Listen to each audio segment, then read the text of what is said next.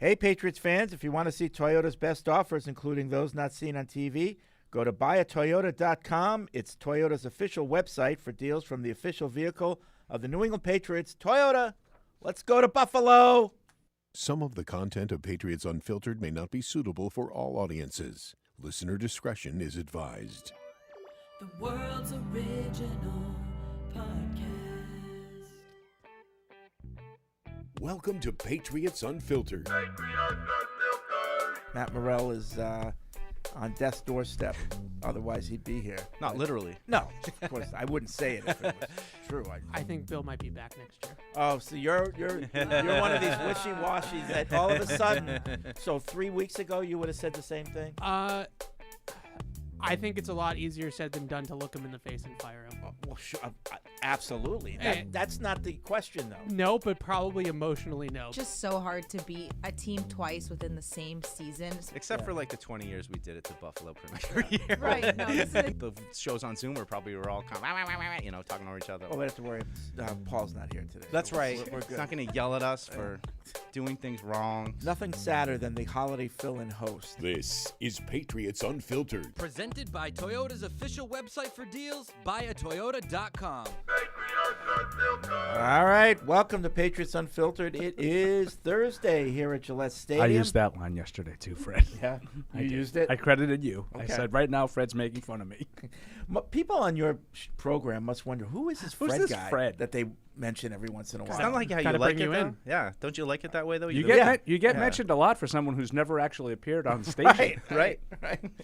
Anyway, it's Deuce, it's Alex, so she had a good week. It's it's Evan, Paul, Fred. Matt is back. Matt back in the booth. Back in the booth. He's alive. Mac in the booth. I'm alive. Yeah, so everything's good? You're feeling better?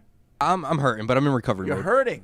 Yeah. What? Any particular part of your body? I'm sore just from all the vomiting. Oh, really? Oh, jeez. I can see that. Did you lose weight? The retching. Probably. Did you Can close you your cough rings? on me? Does throwing up count as closing your rings? I close my rings every day. So, Matt, I'm really sorry to hear that. How is our lunch order coming? He's got just the thought of your of the pepperoni pizza that's about to. Get back to work. I'm kidding. Get back to work.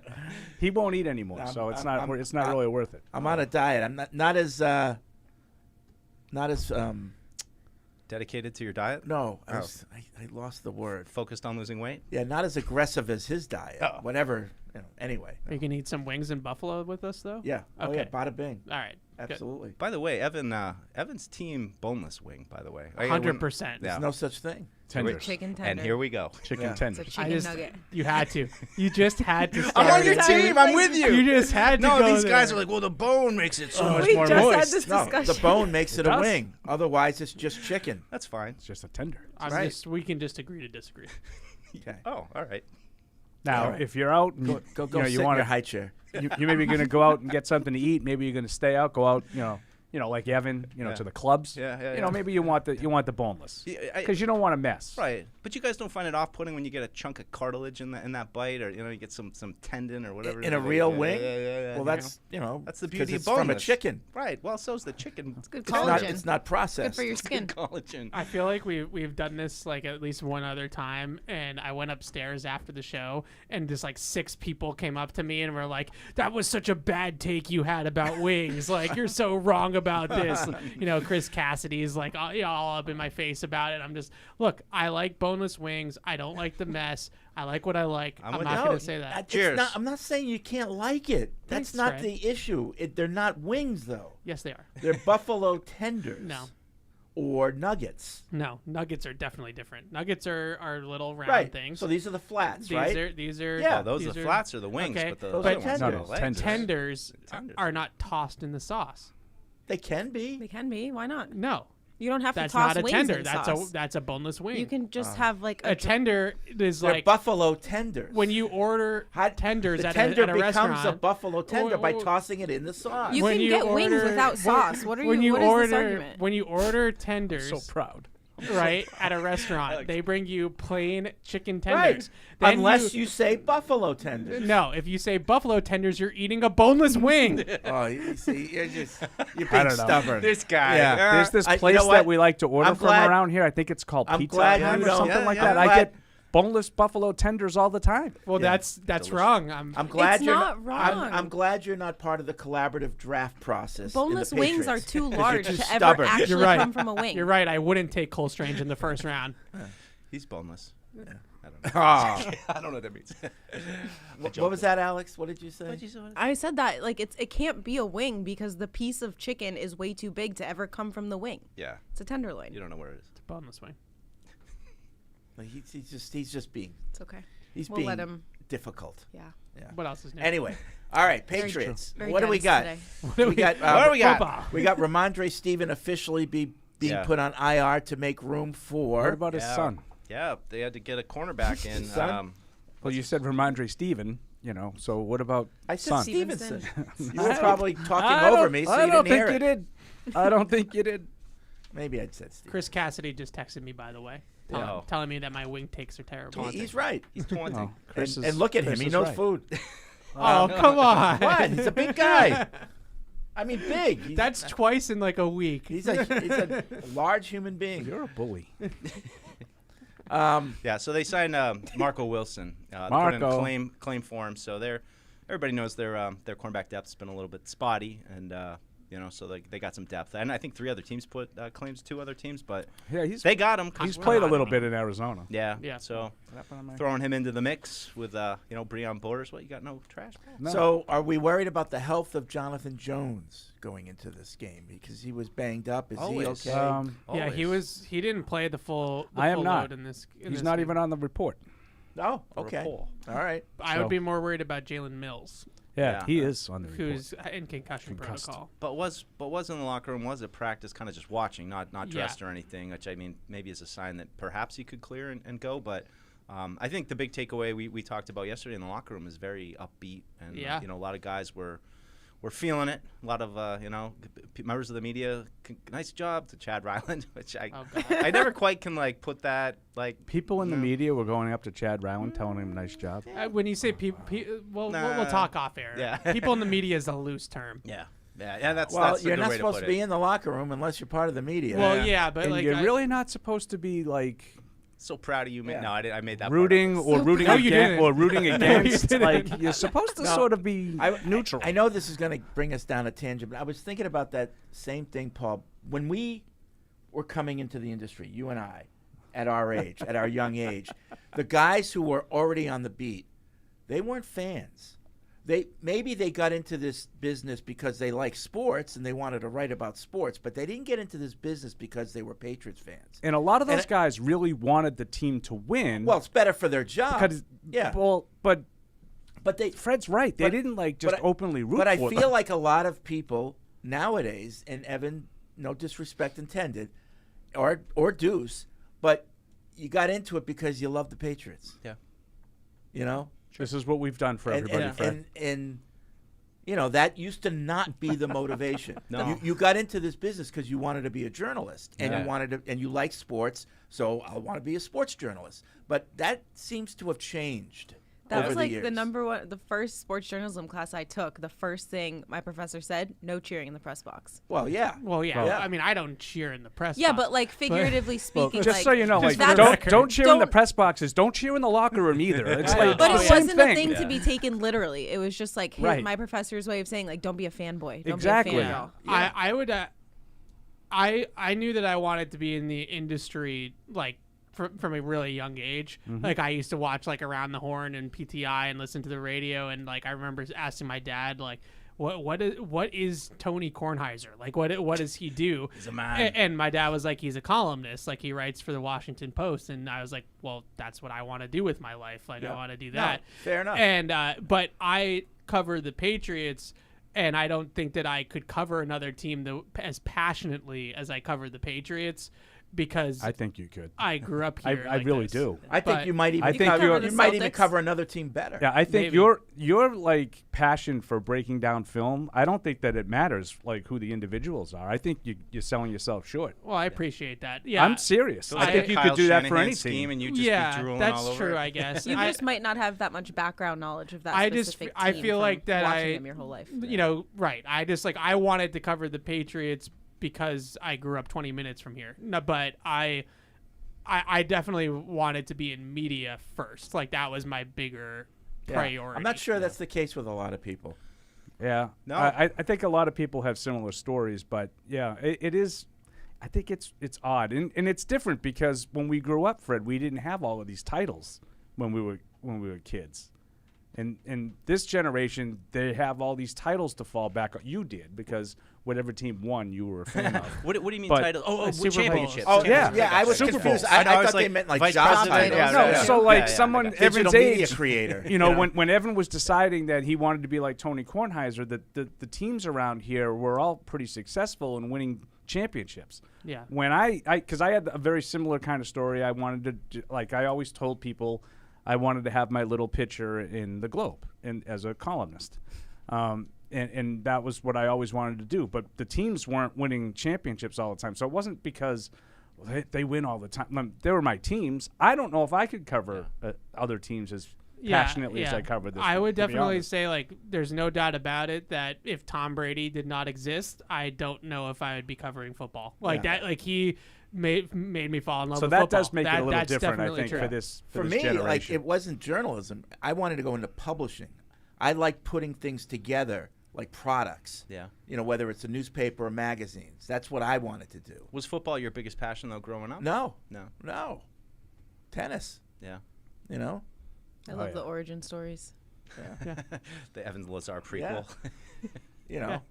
No, I definitely wouldn't have the same, ability to just talk about like the 08 season or like all the history of the team that those games are so memorable. No, now you're in my perfectly mind. suited to work for a team, dude. Yeah, I mean, but yeah. like, look, I mean, my biggest thing, I never want to be unprofessional in the locker room, and it would be easy as a member of the team media to just be like buddy with that, but I don't cross those lines. Like it's just. I think it's more respect for what the real journalists do and respecting the profession and, like this I'm week. jealous of people like that. Like I feel like, Tony Kornheiser is the example that came to my mind, but like the other one is Jackie Mack, who I just think is just unreal. One of the gold And I standards. I wish I could write like that. You know what I mean? Like she and those types of people that you guys are talking about that were on the beat like before, everything happened, like those people I feel like were such great storytellers, and I don't feel like we have enough of that now. Well, where people are truly telling stories. And back then, there was also a very clear division between the beat writers and the columnists. Right. Yeah, Now, And that's a good rarely point. did the two cross. yeah, Like you were, once you became a columnist, it was your opinion right, based on facts, hopefully. But a beat writer, just the facts, man. right. So it was different, but now it's blurred. Yeah. It's That's blurred. a great point. Yeah. And I also think that you said we don't have as many storytellers, and I think that part of the reason for that is the relationships aren't the same, between the athletes and the people who cover them for a lot of different reasons. But I also think in this particular case, like there's like more of an emphasis on just being around the team and like diving into it as opposed to reporting, Well, there's no need anymore, right? So really, as much. you don't need to be here. Right. You don't need, you can just get on a blog and write, and you don't necessarily need the act. So you don't know the people that you're writing about. Yeah. Whereas like Jackie McMullen and, Bob Ryan. there's a million examples, but they are great storytellers because they had great relationships with the people they covered for Right. years and years. One of the most amazing things that I saw, and I'm not lying, and Fred, you'll remember this. Charles Barkley was at a game. It was a night game here in Foxborough. He came to a game. Remember he told us? He was right, by the way. Y'all gonna suck. When Tom and Bill leave. So he was here, and Jackie Mack was covering that game that night. He was a little, I think he probably had a few Right. in him. He picked Jackie McMullen out, like he gave her a hug, picked her up and was like walking in the locker room with her. And then she got really mad. She's like, "You need to put me down. Yeah. You can't do that." She but was like that. it just showed you the relationship that she has with Yeah. this guy who She played was like 20 that. years ago. I remember covering the Celtics. Oh my God, I was so young. But my first year covering I know the you're Celtics, ancient now. I was like, but I was like 22. My first year covering the Celtics. like Now you're 22. Anyways, Ancient. I just saw Jackie Mack walk onto the court pregame and just like sit down next to Kyrie Irving, who like everyone knows was so bipolar at that point. But his face would light up. He was like a different person talking to Jackie, and it was just so cool to see. Because I mean, I'm like you guys. I respect the hell out of her. She's It's a little so like cool. Karen. The best. Karen too. has it too. Yeah. It's a reporter's chops that I don't think a lot of people, let alone don't It's a have. lost I don't art. think that. Yeah, I don't think they try to develop them. And they're earned. Yeah. Because they're earned. You don't just have them. Kevin you Mannix, earned them. like, it was unbelievable the way Kevin would like rip the players when they needed to be ripped, but he'd go in the locker room and they'd be like, "Hey, Kevy," like they well, loved he him. had the Mannix report card, and he'd give guys Fs. Yeah. And then he'd show up in the locker room the next day, and sometimes they'd confront him. Oh yeah, John Hanna, But had a hard time with Yeah, him. Boy. but, Oh, but boy. he never backed down. But I you feel know? like that's like when you were talking about columnists and beat reporters being separate. I think that's a big part of it with the relationship with the players. Is a lot of guys. It's all over social media now too, and like Yeah. guys pay attention to what we're saying about them.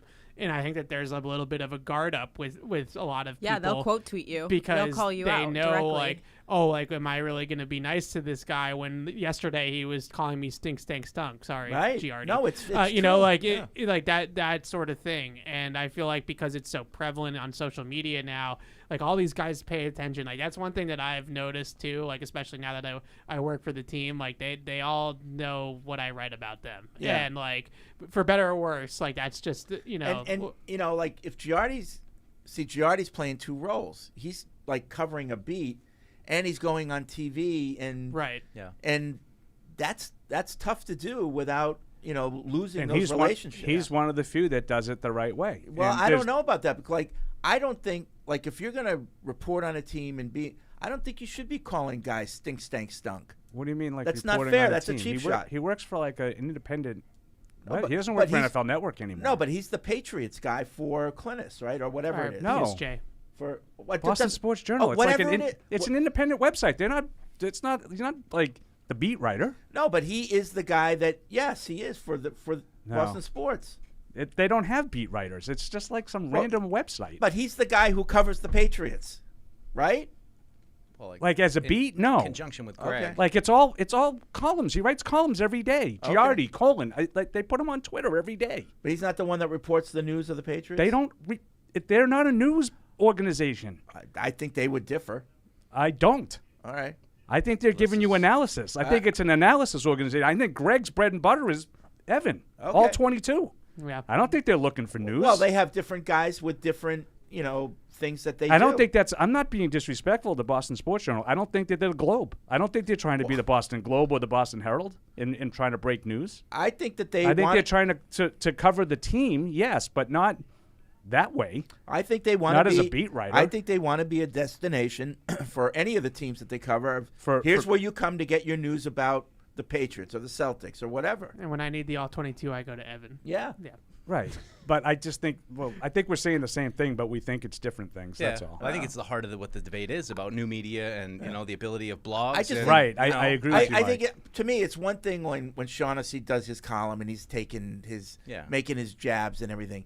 But I think when you're covering the team, you need to be fair and not take cheap shots. Yeah, I'd agree with that. Yeah, I got a funny text from Greg. That's why I said you get the all 22 from Evan, because we have the same source of all 22. And around the holidays, the guy kind of goes MIA a little bit. And so Greg texted me and he's like, "This guy kills me every year around the holidays." And I was like, "Yeah, I know. You got to use Game Pass." And he's like, "I won't do it." And I was like, I don't know what to tell you. Well, that. all 22 is all 22 though. It's the same angle, right? Oh, Yeah. Oh, you silly devil. But the one that we get is like 1080p, like high quality. Oh, okay. It's a better quality. Yeah, and you can download the file directly to your computer. Okay. So it makes it easier to cut it up. Gotcha. Yeah. Okay. All right. competing. I love it. Yeah.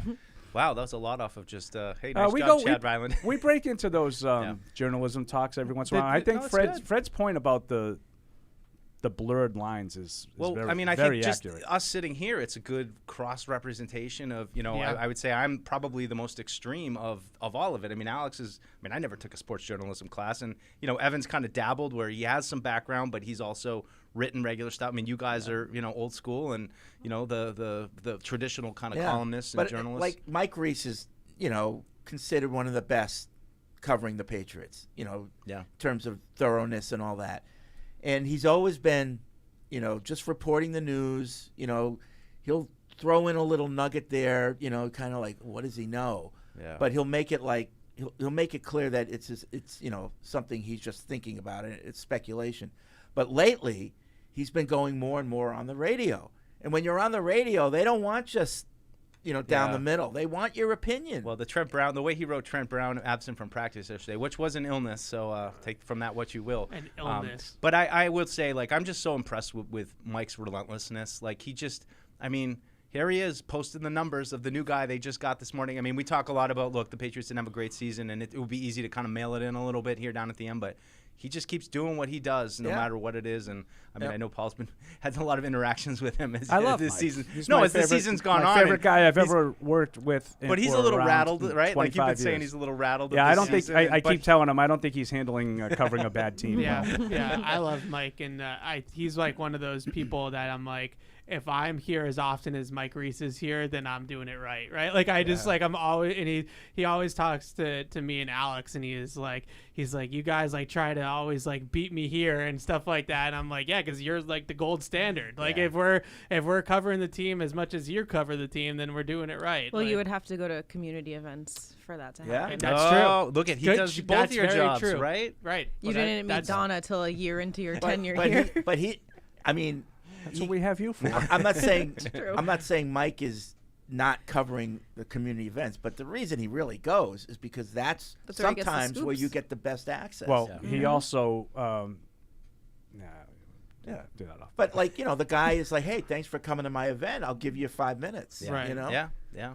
That. Yeah. But it's not necessarily for the 5 minutes. Yeah. It's the relationship, and it gets back to this is why we don't have these storytellers anymore, because no one really cares about developing relationships. Yeah. And he's also, one of it's those not guys. really incentivized from your employer anymore. I mean, remember when the Athletic came to town, and that was going to be their shtick. They're going back to real columns and long form features and all this. And how long did it last before their editors were saying, wait, actually, let's write some practice reports. Let's write these clickbait headlines, and it kind of fell right back to where it was. But it's what they tried to do, and yeah.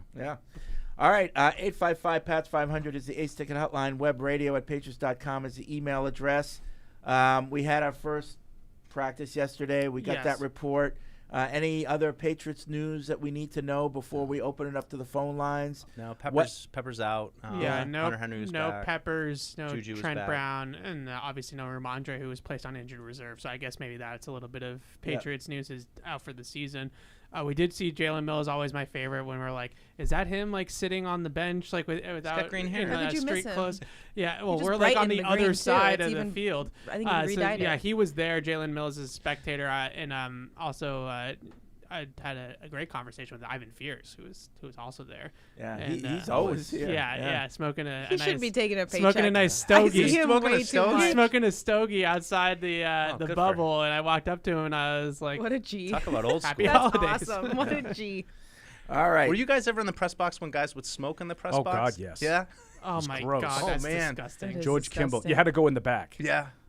Like, Up in there's what, this in little- the old stadium? Never Yeah, here, oh, right? no, By never now, here. But like the Never old here. school stadium, Yeah. puffing away. I would say that, on the whole, these guys are in better shape than they used to be. I know. What was the average lifspan of Oh, a my sports God. reporter back in the day? That's the one compliment we've given them the last 30 Oh, minutes. these guys, they didn't take care of themselves. Yeah. Not at all. But the bigger point was just that good vibes in the locker room, probably better than all year. So what does it mean? I don't know, but I think that was. I mean, obviously after you win a game in Denver, that you're going to be excited. But the locker room between post game Denver, then yesterday, I mean, guys were talking. Guys were happy to talk to media, which is pretty rare. You know, like Yeah, it a bunch was of different scrums. it was a lively locker room for a Why do you think that is? couple wins, I guess. I No, don't but know. like, okay, so we've been in locker rooms where they've had a Holidays. couple wins before, but it's not always like that. Yeah. Even in better times. Yeah, I don't know. I was trying to think about it yesterday, and afterwards, and I don't know. Do you think some of it's for show?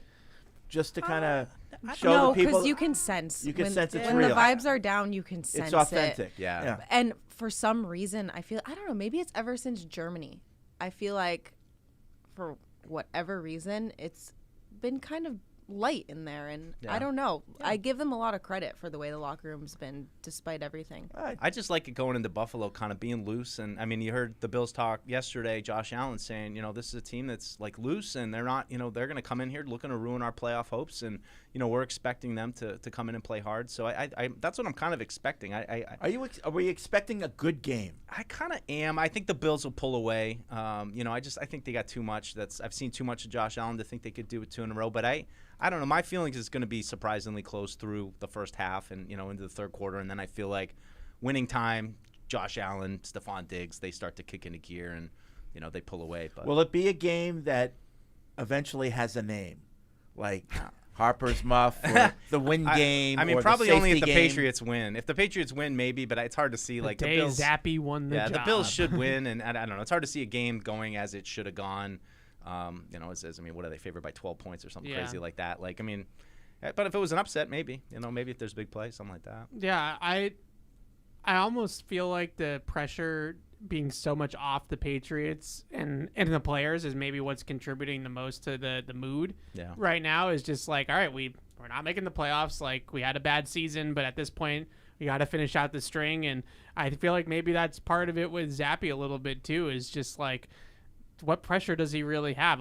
First of all he's got to do is be better than Mac Jones, which, like, that bar wasn't very high. And then secondly, like, it's not like anything's really on the line. Like, if he loses, then the fans are happy about it because they lost, and if he wins, then, like, it's good for him. Yeah. So I think you're right. I had a conversation with Tavai's girlfriend a couple weeks ago around Christmas, and she was just telling me how frustrated he would come home during the season, and then once you start to really get out of it, he kind of had a different mentality where he was like, okay, I can play more free, and I'm really kind of playing not for myself, but I'm still trying to make a name for myself here. And ever since then, he's just been in great moods, and he's been having such a great season. And I wonder if that translates to the rest of the locker room too. Yeah, just 2 weeks left too. How much credit does Belichick get for this mood?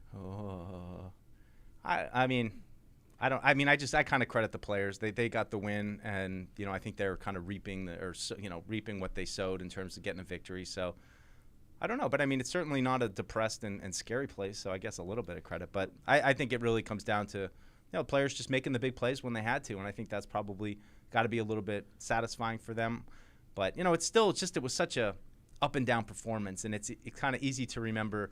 The big throw to Parker, or the touchdown to Gesicki, or of course Ryland's field goal. not doinking it. But and you kind of forget about we missed 2 kicks, and there were some problems there. I mean, the defense giving up those 2 clutch drives there in the fourth. It seemed like the momentum was all on the other side. So we're kind of sweeping all that stuff under the rug right now, and we'll see if it comes back to bite them in Buffalo if they can't.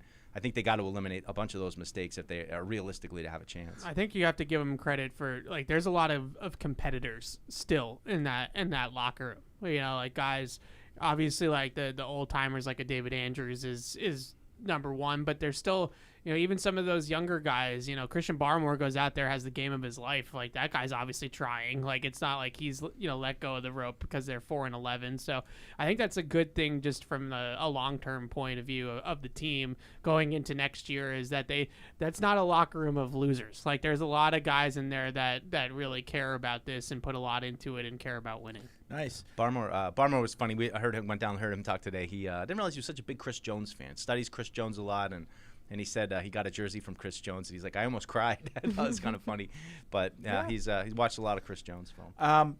Before we open it up, just want to say congratulations to Rodney Harrison, who got to the final 15 for the Pro Football Hall of Fame. What a tough class, though. Fingers crossed. You'd love to see him get in, but I'm like, even if I were a voter, there's a lot of really, really good players that were Yeah, just it's a good generational class. superstars, and Yeah. you know, we'll see. I mean, it's a good sign he made it to the finals here in his third time, but I don't know. I have a hard time. Like, how many is there a set number of how many actually get to 5. go in? 5 guys. Yeah. Yeah, it's gonna be a tough one. Does it have to be 5? It can be less, right? Yeah, but But I it think can't be 5, more. I don't know about that, but I know 5 is the max. Right. Can't Yeah. be more than 5. Yeah. Right. It's there'll be just some- tough, like with guys like Rodney, because now you guys start like Antonio Gates, right? His first year on the ballot, so like those guys start to come up, but because Rodney like missed it when he probably should have gone in, now all these first ballot guys are starting. You know, it just kind of pushes him further down the list. But usually when guys get to the like, it's a good sign that he got to the final Yeah. list, and that usually means eventually, like if there's like a weaker class or something like that, they'll make good on the guys that kind of slip through the cracks, like Rodney. Like Andre Johnson, Patrick Willis. I mean, these guys. I mean, you Yeah. know, no disrespect to Rodney, of course, Freeney. but I mean, these, you know, those guys were really good for a long time. I mean, I don't know. Devin Hester was one. I was like, all right, I would probably maybe go Rodney over Devin Hester, but Yeah, I don't want to get into my issues with this whole thing, but anyway, let's hope. What are your issues with the whole thing? No, I just, you know, it shouldn't be like, oh, he didn't get in, so we'll make good down the road. If a guy deserves to be in the hall, he should just get in the hall. I You know? can't stand the minimums and maximums. Yeah, exactly. Like, if 8 guys are hall worthy, 8 guys should go in. Yeah, I don't like really Yeah. Hall of Fame, period. But All right. there's no perfect way to do it. 855-PATS-500 is the Ace Ticket Hotline. Web radio at patriots.com is the email address. Let's open it up because we do have picks today, so we have to hurry. Anthony's in Seattle. What's up, Anthony? Hey, what's up, Fred? What's up, my people? hey, Hello. Hey, guys. I've got a couple of things I wanted to address, if I may.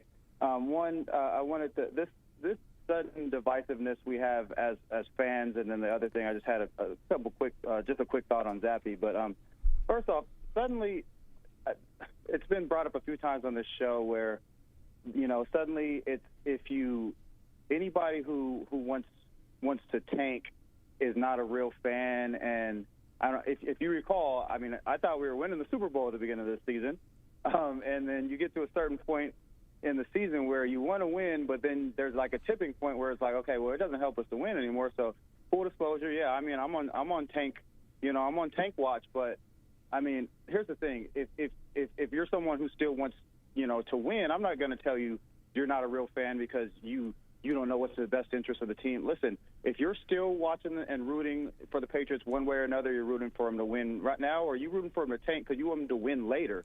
You're rooting for the best interest of the team. If you're still watching, you still have vested interest in the Patriots, you are a real fan. It's us versus those fans who suddenly, I've heard it a couple of times, you know, some people calling in the show or emailing the show. I've known a couple of people personally. Suddenly those fans who, oh, well, I only watched one game this year. Those guys, okay, did you guys only watch 1 or 2 games when Brady was a quarterback and we were winning 12 games a year? It's us versus those quote-unquote fans where, oh, okay, that's a little suspicious. You know, those are the ones that I would question if those are real fans. But the ones who are we're still watching and supporting the team one way or another every week, we're all real fans. And this thing where, you know, I don't want to go down. I got one more thing about Zappe, and I don't want to hold up the show. But we're all fans. Let's just and the thing about Zappe is Fred kind of alluded to it a little bit. And I don't know. I feel like Evan and Paul kind of have been dismissive of it. And I didn't think I'd even say this, but I think the conversation, he's at least opened up the conversation of him getting a chance to start next year. Listen, I think we need a quarterback, but I think there is a pretty big difference where the kid has now got a kind of playing winning football, where having a guy who stands still and takes a sack and sets up 3rd and 18 as opposed to a guy who avoids pressure, takes a check down and gets 5 yards and sets up 3rd and 5. That is a big difference. And then he's occasionally making an off-platform play, and like the touchdown to Gesicki. Those are plays that Matt can't make. So, you know, if we get in a position to get a Marvin Harrison and maybe some offensive line and surround him with some talent, I think I think the conversation is kind of open for maybe seeing what Zappe can bring to this team. He's only started 6 games in the NFL and won 4. So that's all I got. All right. Thanks, Anthony. Listen, if Zappe closes the season out with 2 wins and does it and actually contributes to the win, like he's one of the reasons why they won, I think you're going to hear a groundswell of people like, let him compete for the starting job. Compete is I'm fine with. I don't mean hand it to him. I just think that No. and it's not like to take shots at Anthony, but like if your bar is better than Mac Jones, then the bar's not high enough. Right? Like so He's like been this much better than Mac Jones. right. And to sit here and say like our only bar of like who should be the starter for the Patriots next year or beyond is, well, he's better than Mac Jones was. No, that's not the measuring stick. Right. So like saying that about Zappe is not really, I don't think, like the big like win that No, for Zappe me, people think it is. For me, Well, he would have to close out the season really well. Yeah. Like great passing performances. It's not So a like lot better than the 4 games that he's played. for sure. Yeah. Yeah. But I could get on board with that. Maybe not like if he competes for the role and then he's just still that bridge as we're adding other important pieces to the team that aren't necessarily a quarterback. I'm just not. I can't get. He would have to really blow us away in the last 2 weeks of the season for me to take quarterback in the first round off the table. Yeah. Like that would have to be really, really unreal. Like puts up 45 against Buffalo or something like that for me to sit here and say, oh, Drake May, forget it. Like we don't need Drake May. Like like that sort of thing. But you're not going to get him.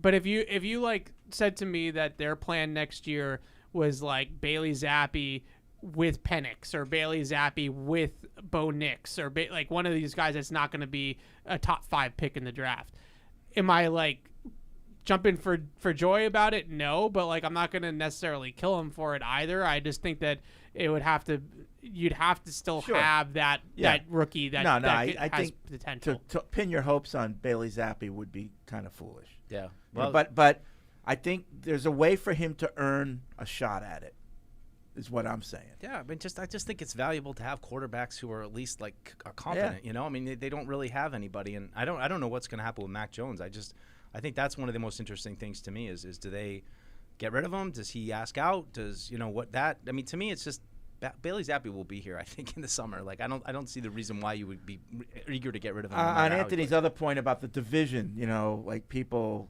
Yeah, people can do whatever they want. I mean, I think it's I interesting don't know. Matthew to me. disagrees. Well, he's writing in from New Mexico. He Uh-oh. says people complaining about our draft position should stop watching and rooting for the Patriots. They should stop watching football for a decade. Stop. Cry more and cry louder, please. It's just football. Who cares? I mean, you can root however you want. I just thought he was interesting where on one hand he said he was rooting to tank, but he was also throwing out the option of keeping Zappe, which usually I feel like the people who are pro-tank are pro. I think we need a star I think both quarterback. sides are fans. Yeah. Well, Yeah, one, you're both fans. I don't like to tell people how to think. Yeah.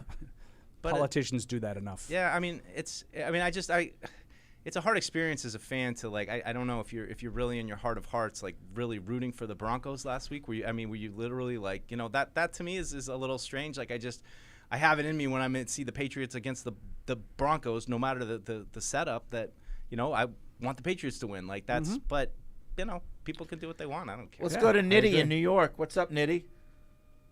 Hey, how's it going? Happy belated holidays with you guys. How you doing? Thanks.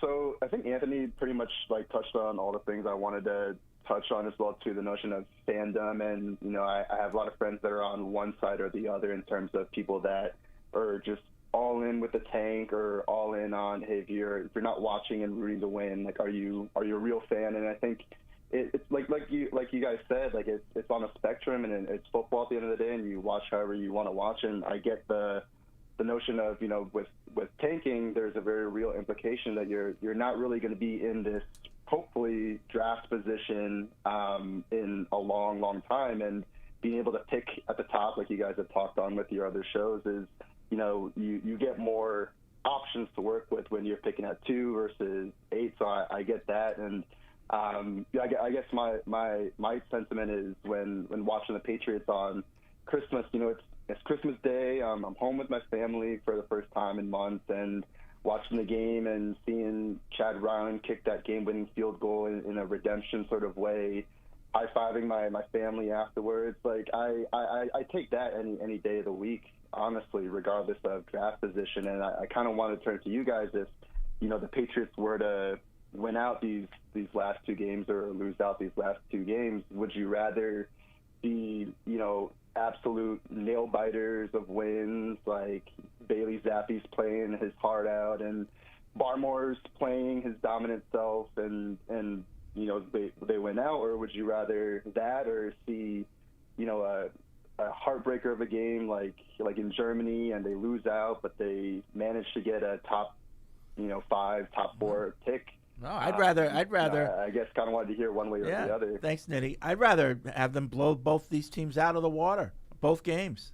I just want to be entertained. Like I don't really like that. That would to me that would be entertaining. I know, and I think the thing that just bugs me is when people act like going from 2 to 4, it's the end of the world. Like, when it's like what if you go from 4 to 8? Yeah, I mean, but just acting so like, oh my God, it's over. It's like you're still in position to get a talented player, so you don't have to like jump off the bridge because you fell from 2 to 4. Now, if they do win the last 2 games and they end up at 9, I get it a little bit more, but at this point, I'll take that win over 2 versus 4. Yeah, like beating the Bills and then beating the Jets, like that's fun. I mean, putting that's entertainment. Putting Buffalo's playoff hopes in serious doubt. Like, I can take a little satisfaction in that. Especially after just being the laughing stock. I think you're doing more damage to your organization than the Bills. Yeah. It just would feel really good to just end on a high note and just have good vibes going into the off season. I don't know what that would do for free agency, but I don't know. If I'm a free agent, I'm not trying to come to a team that had like no hope at the end of the year, but a team that really went on a run regardless and of what happens now. For sure, but if they end on a higher note and don't just like kind of roll over, you could probably talk yourself into it a little more. It's just going to be a very different team, I think. That's the hard part. It's hard to say what this momentum will translate to because a lot of the players that you're talking about, they might not even be. Listen, I get it. Like if you're in the Caleb Williams or Drake May sweepstakes, and free agents know that, it's like, oh, well, they're going to get one of these quarterbacks. I'll go to them. Yeah. They'll be a better team.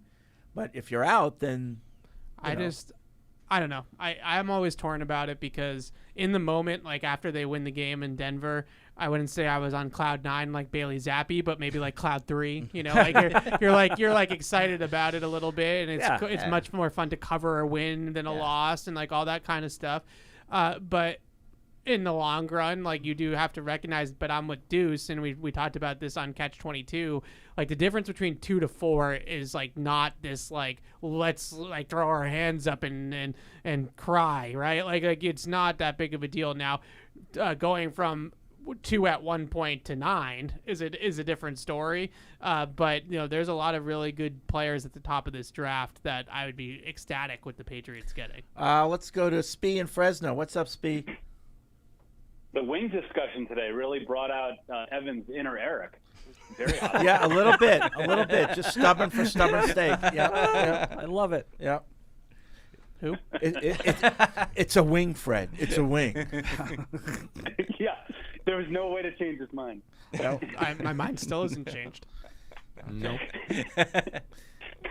Good luck to your fiance. I had a Zappe question. So your backup quarter, I mean, this is an oversimplification maybe, but maybe you want your backup quarterback to do kind of 2 things: step in and hopefully give you a chance when your starter is down over a course of maybe a small stretch of the season, like 2 or 3 games, and then also compete well enough with your starter in the preseason and to bring out the best in that guy. And it's in the latter case that I question whether, I mean, I guess in both cases, but really I'm more concerned about the latter. Like, do you think that Bailey Zappe is good enough to bring out the best in whatever quarterback you draft, assuming you do? I don't really understand. Is he gonna push a young guy enough to bring out? Is that what you mean? Compete. Well, he thinks he's going to. He is competing for a starting job, so shouldn't that motivate the starter if he's not the starter? It should, but is it a fair fight though? Like I would be leery of the guy who is content as the backup. Like you don't want that. Yeah. I don't think he's content as a backup. No. I think he thinks. No. Yeah. But maybe I'm wrong. But I'm competing. saying, do we get out there in training camp and it's like, this guy's just head and shoulders talented. Like he might not know the system yet or that, but it's just like it doesn't really. Is he good enough to really state his case, or is it, is a guy like Michael Penix going to come in and it's going to be obvious, kind of like it was with Mac? Oh, I think it'll be obvious if they draft one of those highly regarded quarterbacks, the difference in skill set. I don't think Mac Jones is all that skilled, and I think he's got a better skill set. But then in that, doesn't it seem like then it would just be the rookie? Then it doesn't really seem like. Well, I think that Zappe wouldn't be able to put up much of a fight. But what backup quarterbacks around the league are the guy that is good enough that he's putting fear in the starter? Jake Browning. Oh yeah, Joe Burrow's shaking in his boots. Seriously, I think that you want to Zappe's profile right now to me is really good in that regard, because he has proven that he can step in. The offense runs. They're able to continue to compete just the same way they were. Now you could argue that there's not much difference between the starter and the backup, and that's why you're 4-11. That would be my argument, but. I don't think that there's a lot of guys like Cooper Rush is not keeping Dak Prescott up at night. He stepped in and played well when he's gotten an opportunity. I just feel like with Zappe, I know there's been on your shows, Paul, some pushback about his attitude and how he's a little arrogant, little cocky. And cocky, yes. Yeah, and I actually think that he's the perfect backup quarterback, because in a pinch, if you have to start him a couple games because your starter gets hurt, like Mac Jones last year, your starter goes down, he won them 2 games. Yeah. Now, do I think that he's going to be able to carry them to the promised land? No. But your ideal backup quarterback is somebody that can come in for 2, 3, 4 games. On paper, I totally agree. I worry a little bit about his attitude. Elvis Gerback. And just keep the ship afloat. I mean, but what if, I feel like if you're a backup quarterback. I don't understand you. If you're a backup quarterback, don't you need to have a lot of self-confidence, because the organization's not backing you, right? You're not the team's guy. The team's guy is Mac Jones. But in order for you to be able to do what Zappe's been able to do, you have to be comfortable in your own skin and confident in yourself, and that has to be manufactured, because no one's going to tell you that you're good. Yep. You're the backup quarterback. Yeah. I like it. All right, thanks, Spee. Appreciate the call. Appreciate you. Andrew in L.A. writes in he's about the journalism thing. He says, correct me if I'm wrong, a lot of media members nowadays don't necessarily need a journalism degree, but for those who went to school for journalism in the room, how has that assisted and also hindered you in the business now that it is more open to different types of content creators?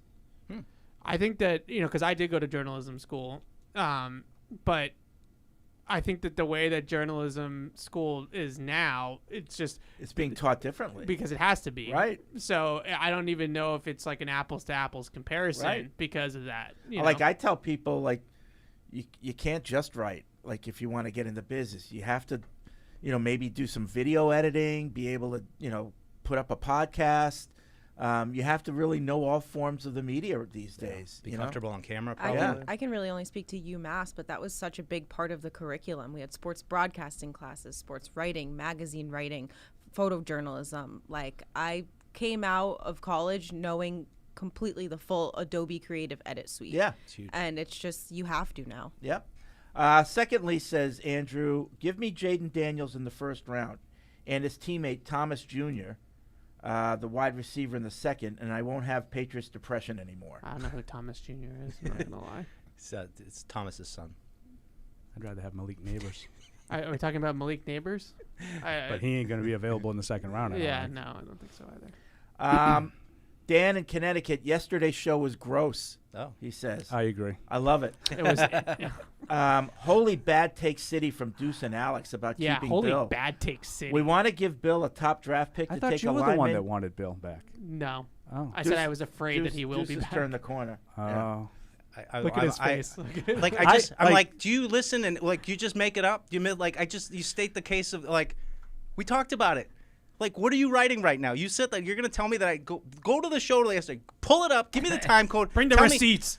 Evan was the one who laid out how hard it's going to be for Robert Kraft to make that decision. Oh, now he's pointing fingers but at I'm me. saying, but that's what the conversation was. It wasn't me sitting here being like, "Well, they won in Denver. Bring back Bill." Oh, so you haven't waffled? No, okay. like none of us have give me a break. waffled. I just think I we feel had a like long I've only conversation. just played devil's advocate too, but I don't feel like strongly everything one that way or we the said other. yesterday was accurate. And if he wants to hear that we were making the case to bring back Bill, then fine. But whatever we say, you're only going to hear that. Like if we God forbid we had some complimentary things to say about Bill yesterday, Paul, and people were like tweeting at you, being like, "Oh my God, Paul, they're actually saying nice things about Bill Belichick right now." I did not get that. I didn't hear anything about Bill on my. I did get a lot of tweets about the show, but none of them about you guys for or against Bill. I didn't get any of that. All we did, I said some nice I things? just said that I am fearful that it's one thing to say it and it's another thing to do it. And you can sit here and say, that we're gonna move on from Bill. I think it's a lot easier when we get to January 8th to look him in the eyes and say you're out. Like I just don't think we're not giving enough credence to the fact that he could be back. Like he could be back. Yeah. It might not be, the end. It might not. It's the easy thing to do is to keep him. That's the easy thing for Robert Kraft, and that was the angle that we were playing. That Robert Kraft he's coming toward the end too. Does he want to upset the apple cart and have to deal with whole new people and hand the keys to all this free agency money, all the draft picks to somebody new? And that's the point we were making. Trying to make yesterday. I wasn't It's saying just that. trying to get people to temper their people nervous. Yeah, but it's like you're getting people upset because people I'm have to nervous. temper their expectations. I feel like so many people think that we fire Bill and we're back in the promised land, and it's like you might be signing up for a longer. Right. Well, you're back into the wilderness, and that's fine. Every team has to do it at some point. But I think the biggest point is just that I wouldn't find it surprising, to Evan's point, that Robert Kraft says, I'm just going to ride it out with this guy. I'm going to buy into what he said. I'm going to let him have this offseason with the resources that we have at his disposal. I don't feel comfortable handing it to somebody new. I can see him doing that. Do I think that that's the right decision? No, but he's the one with the power. It doesn't matter what I think.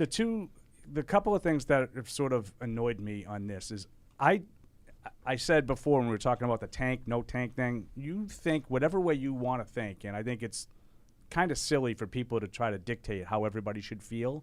So if you feel that Bill should be back, I've not tried to talk. I mean, I disagree, but I'm not here to tell you you're wrong. The only thing that I would say is I don't understand, and there has been some of this. Like, they've won 2 out of 4 games, and suddenly this is like a referendum. Is Bill saving his job?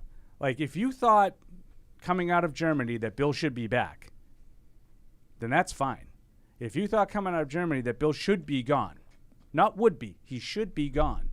I don't understand what meaningless wins over these teams have to do with anything. Like, because Marvin Mims fumbled the ball into the end zone and you won a game, that hasn't happened all year. In any other game, they haven't gotten. I think that's their only defensive touchdown of the whole season. Right. Yeah. You got it. So instead of going 3-12, you're 4-11 now because of that play. And now that's like a referendum to keep Bill. That's the part I don't get. If you want to keep Bill, I get it. He's won 6 titles. I understand all the things that he's done. I just don't understand that. I watched the Los Angeles Chargers go out of their way so badly. They were so sick and tired of a coach that they said, it's not working. We got to do something really dramatic to get rid of this guy. And then they got rid of him. How'd they play the next week? They played their asses off the next week.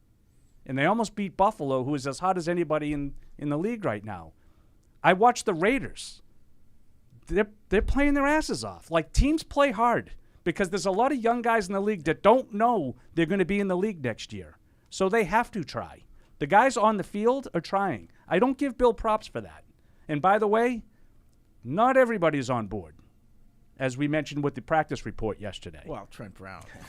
Where's Juju been the last couple of weeks? Yeah, I don't know what his deal is. That's a good one.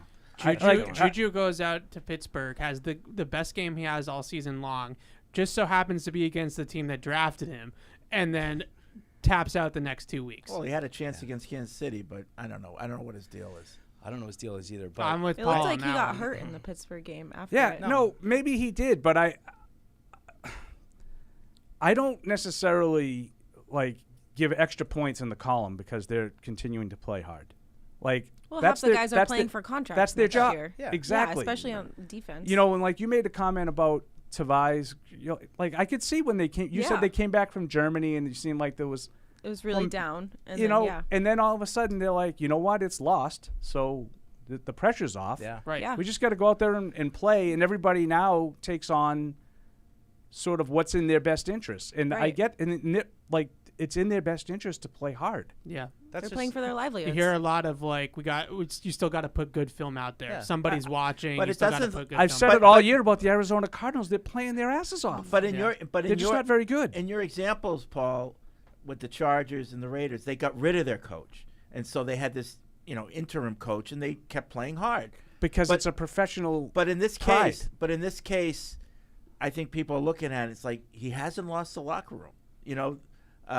They're still playing hard, and you can tell from the evidence that we have, the videos after wins, that this team still loves their coach. Again, look at the whole video. No, well, yeah, there's a couple guys, but Yeah, for the most so part, like that happens. But But it's the same thing all over the league. But that most of the guys are playing hard, and they're plugged But in. on every team, there's a couple guys that aren't happy Exactly. with their situation.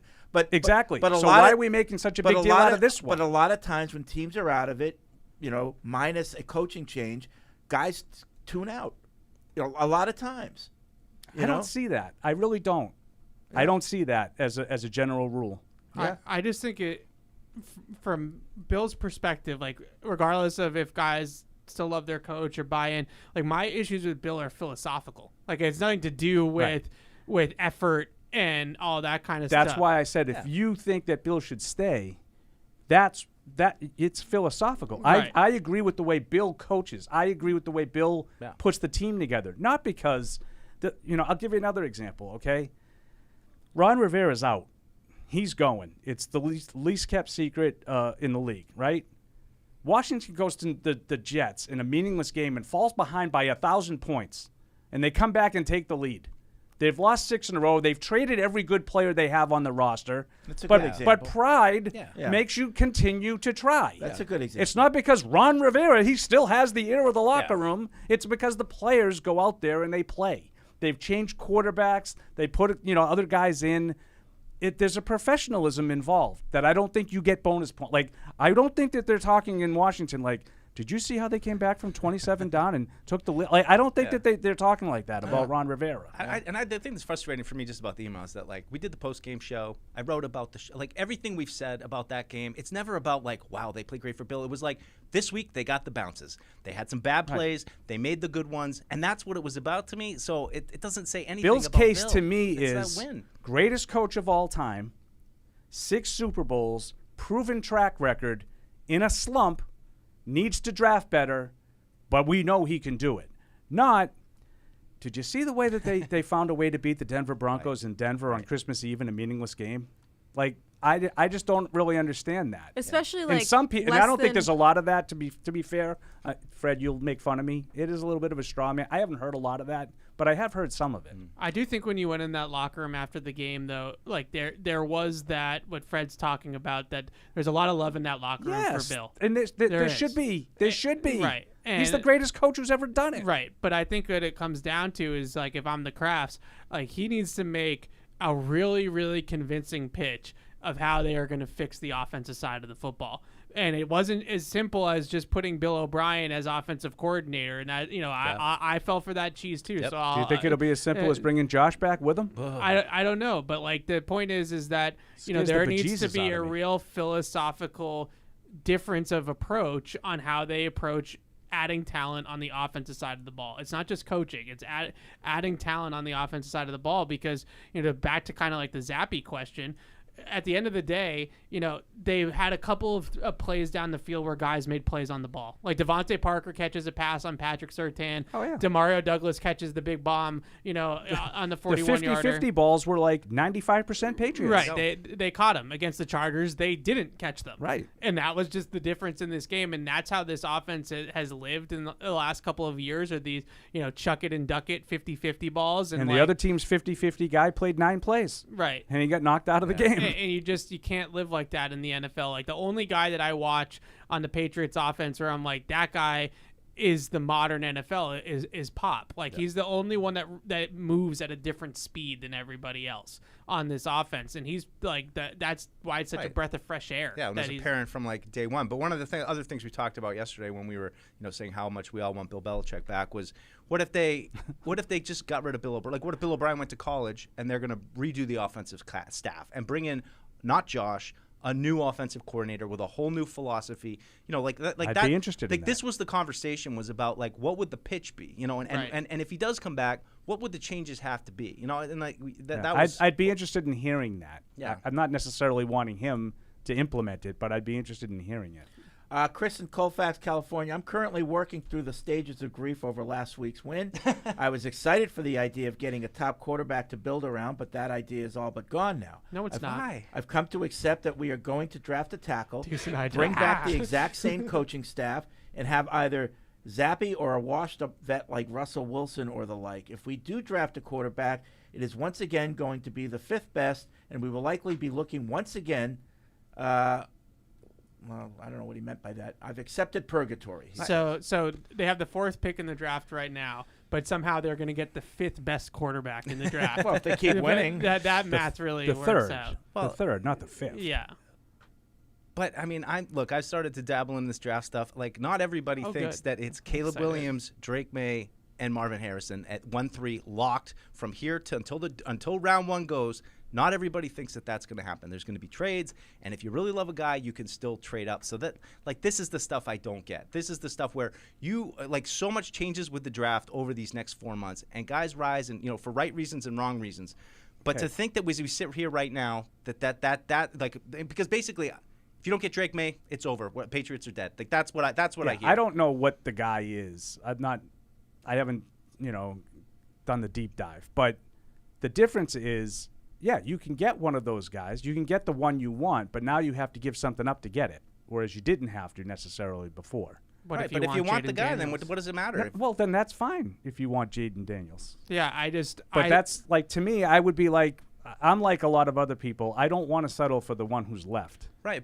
But if you felt the way about Drake May, like he's making it sound, then what does it matter what you have to? If you truly feel that, and yeah, it sucks that we have to invest a little bit more, but if you truly think he's the man, what and does that's it matter? It matters that I could have just taken him with my pick, and now I have to give something up to take him with that pick. But if you get that's a difference. Guy, though, that's a big difference. But what does it matter, though? I mean, if you get the guy, you said it. I if just you told want you the what guy, matters. Go get him. You have to give up resources for it. Right, but what? An extra second rounder next year? Like that's what the cost is? And probably a first rounder next year. Yeah, because if it's up for sale, then. But if he's the guy, I just feel like this happens every year, and I think it's just happening a little bit sooner for us because of where the Patriots are currently slated. We're to pick. not usually in this spot. We watch the other teams have to do this. But the media catches up with the league in the next couple of months. Like by the time the combine rolls around, the media board is more reflective of what the actual board is in NFL circles.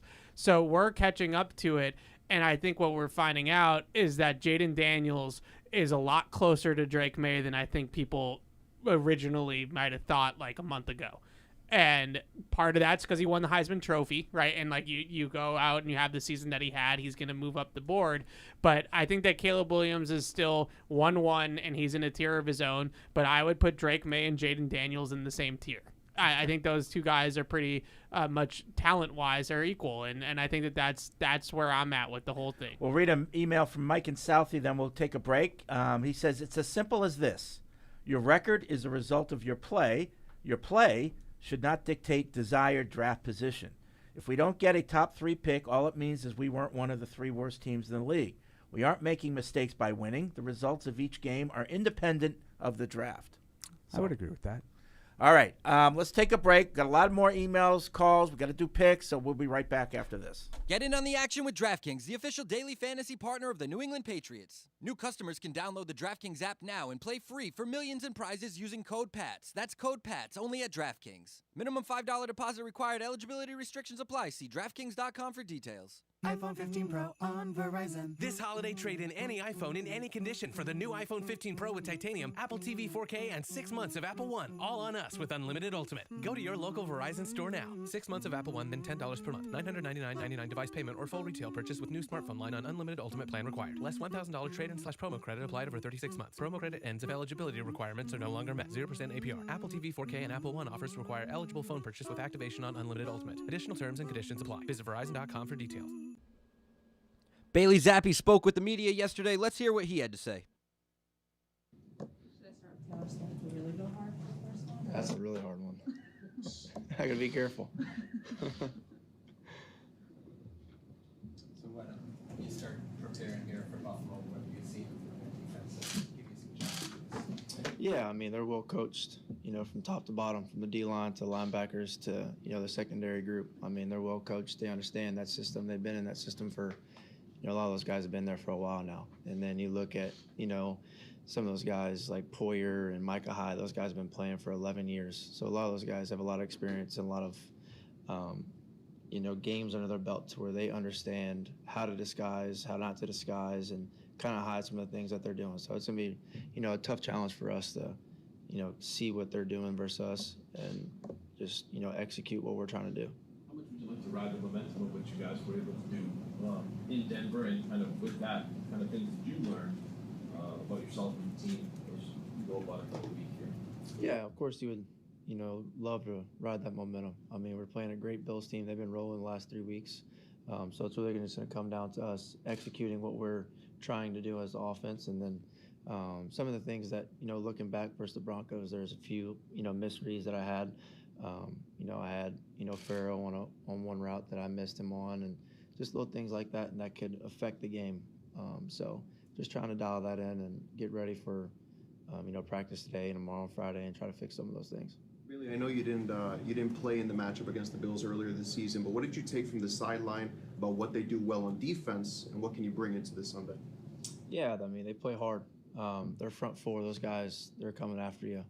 So it's going to be up to me to, try to see the, defense pre and post snap and try to get the ball out. Like Coach always says, I can't make any yards until I get rid of the ball. So it's going to be up to me to kind of, see what they're trying to do. It's going to be hard because those guys play really well. They played for a long time. So, it's going to be a lot of film watching and trying to get an understanding of those guys. They were talking to Coach O'Brien yesterday, and he said that you work with Evan Rothstein on pocket movement and stuff like that a lot. And just wondering, what kind of goes into that routine for you? Yeah, I mean, we usually do that stuff every day before practice. We get out there 15, 20 minutes before, have the bags, and, he kind of walks out there and tells us what drills he wants us to do. And but we're really pretty routine about it. We do it every day, and it kind of just, the more you do it, the more it becomes like second nature to you. So when you get on the field, you're not really worried about it or thinking about it. It kind of just comes natural. And that's what you want. You don't want to be back there worried about the rush. You want to be able to have your eyes downfield. So that's really helped a lot doing that stuff before practice. Really, when did you start becoming more comfortable with seeing things like the property offense this offseason? When did I start? Yeah. I'd say in training camp, I felt like I started to get, a good sense of, the system. I mean, it's not, the verbiage and some of the things are, of course, different than what we did last year. But, of course, the more weeks that, I was in the game planning and the games and now playing in the games, of course, getting comfortable with him and how he likes to call plays, it's helped a lot. And the more practices and, of course, the more games I play with him calling it and game planning with him and kind of getting a sense of, how he likes to do things and attack things, I think both of us are only going to get more and more comfortable, with each other. How different is the system with Bill compared to what you've operated in the past? In college, I was in the air raid, so it's totally opposite. I think we ran the ball like 10 times a game. I threw about 50, so that's one of the biggest differences. And then, it was, just the different concepts. Of course, everybody kind of runs the same, routes, but just a different way of putting two concepts together and how you read it. Of course, that's different. And then the play calling is a little bit different, a lot longer plays than, we'd have like Ace 95 in college. I mean, that was a play. And you don't have that no more in NFL. So I think that's another thing that's different. But I enjoy it. It's fun. So, yeah. Speaking of fun, what's the atmosphere like for you in Buffalo from the bus ride in, where they're kind of getting on you guys to being out there on the field in that atmosphere? It's gonna be exciting. You know, these two teams, these two organizations have been going at it for a long time, and I don't think there's any. I don't think either one like each other very well. So it's gonna be fun to get out there and play against that great team and that great organization. So it's gonna be fun, and you know that's what football is all about. How would you describe Bills Mafia? I mean, they get after it. They love football.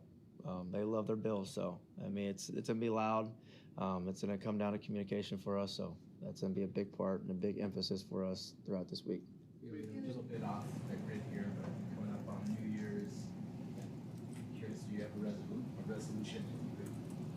You had one and you become more shaky. To be honest, I really haven't thought about it. Get back to you. Yeah, get back to me after. And on the Pharaoh Brown play, when you were talking about Yeah. when was that? Do you recall what part of the game? It was in the fourth quarter. I can't think of a right hash. I don't remember what yard line. I think it was like the second or third last drive. But it was just, you know, something for me that I missed.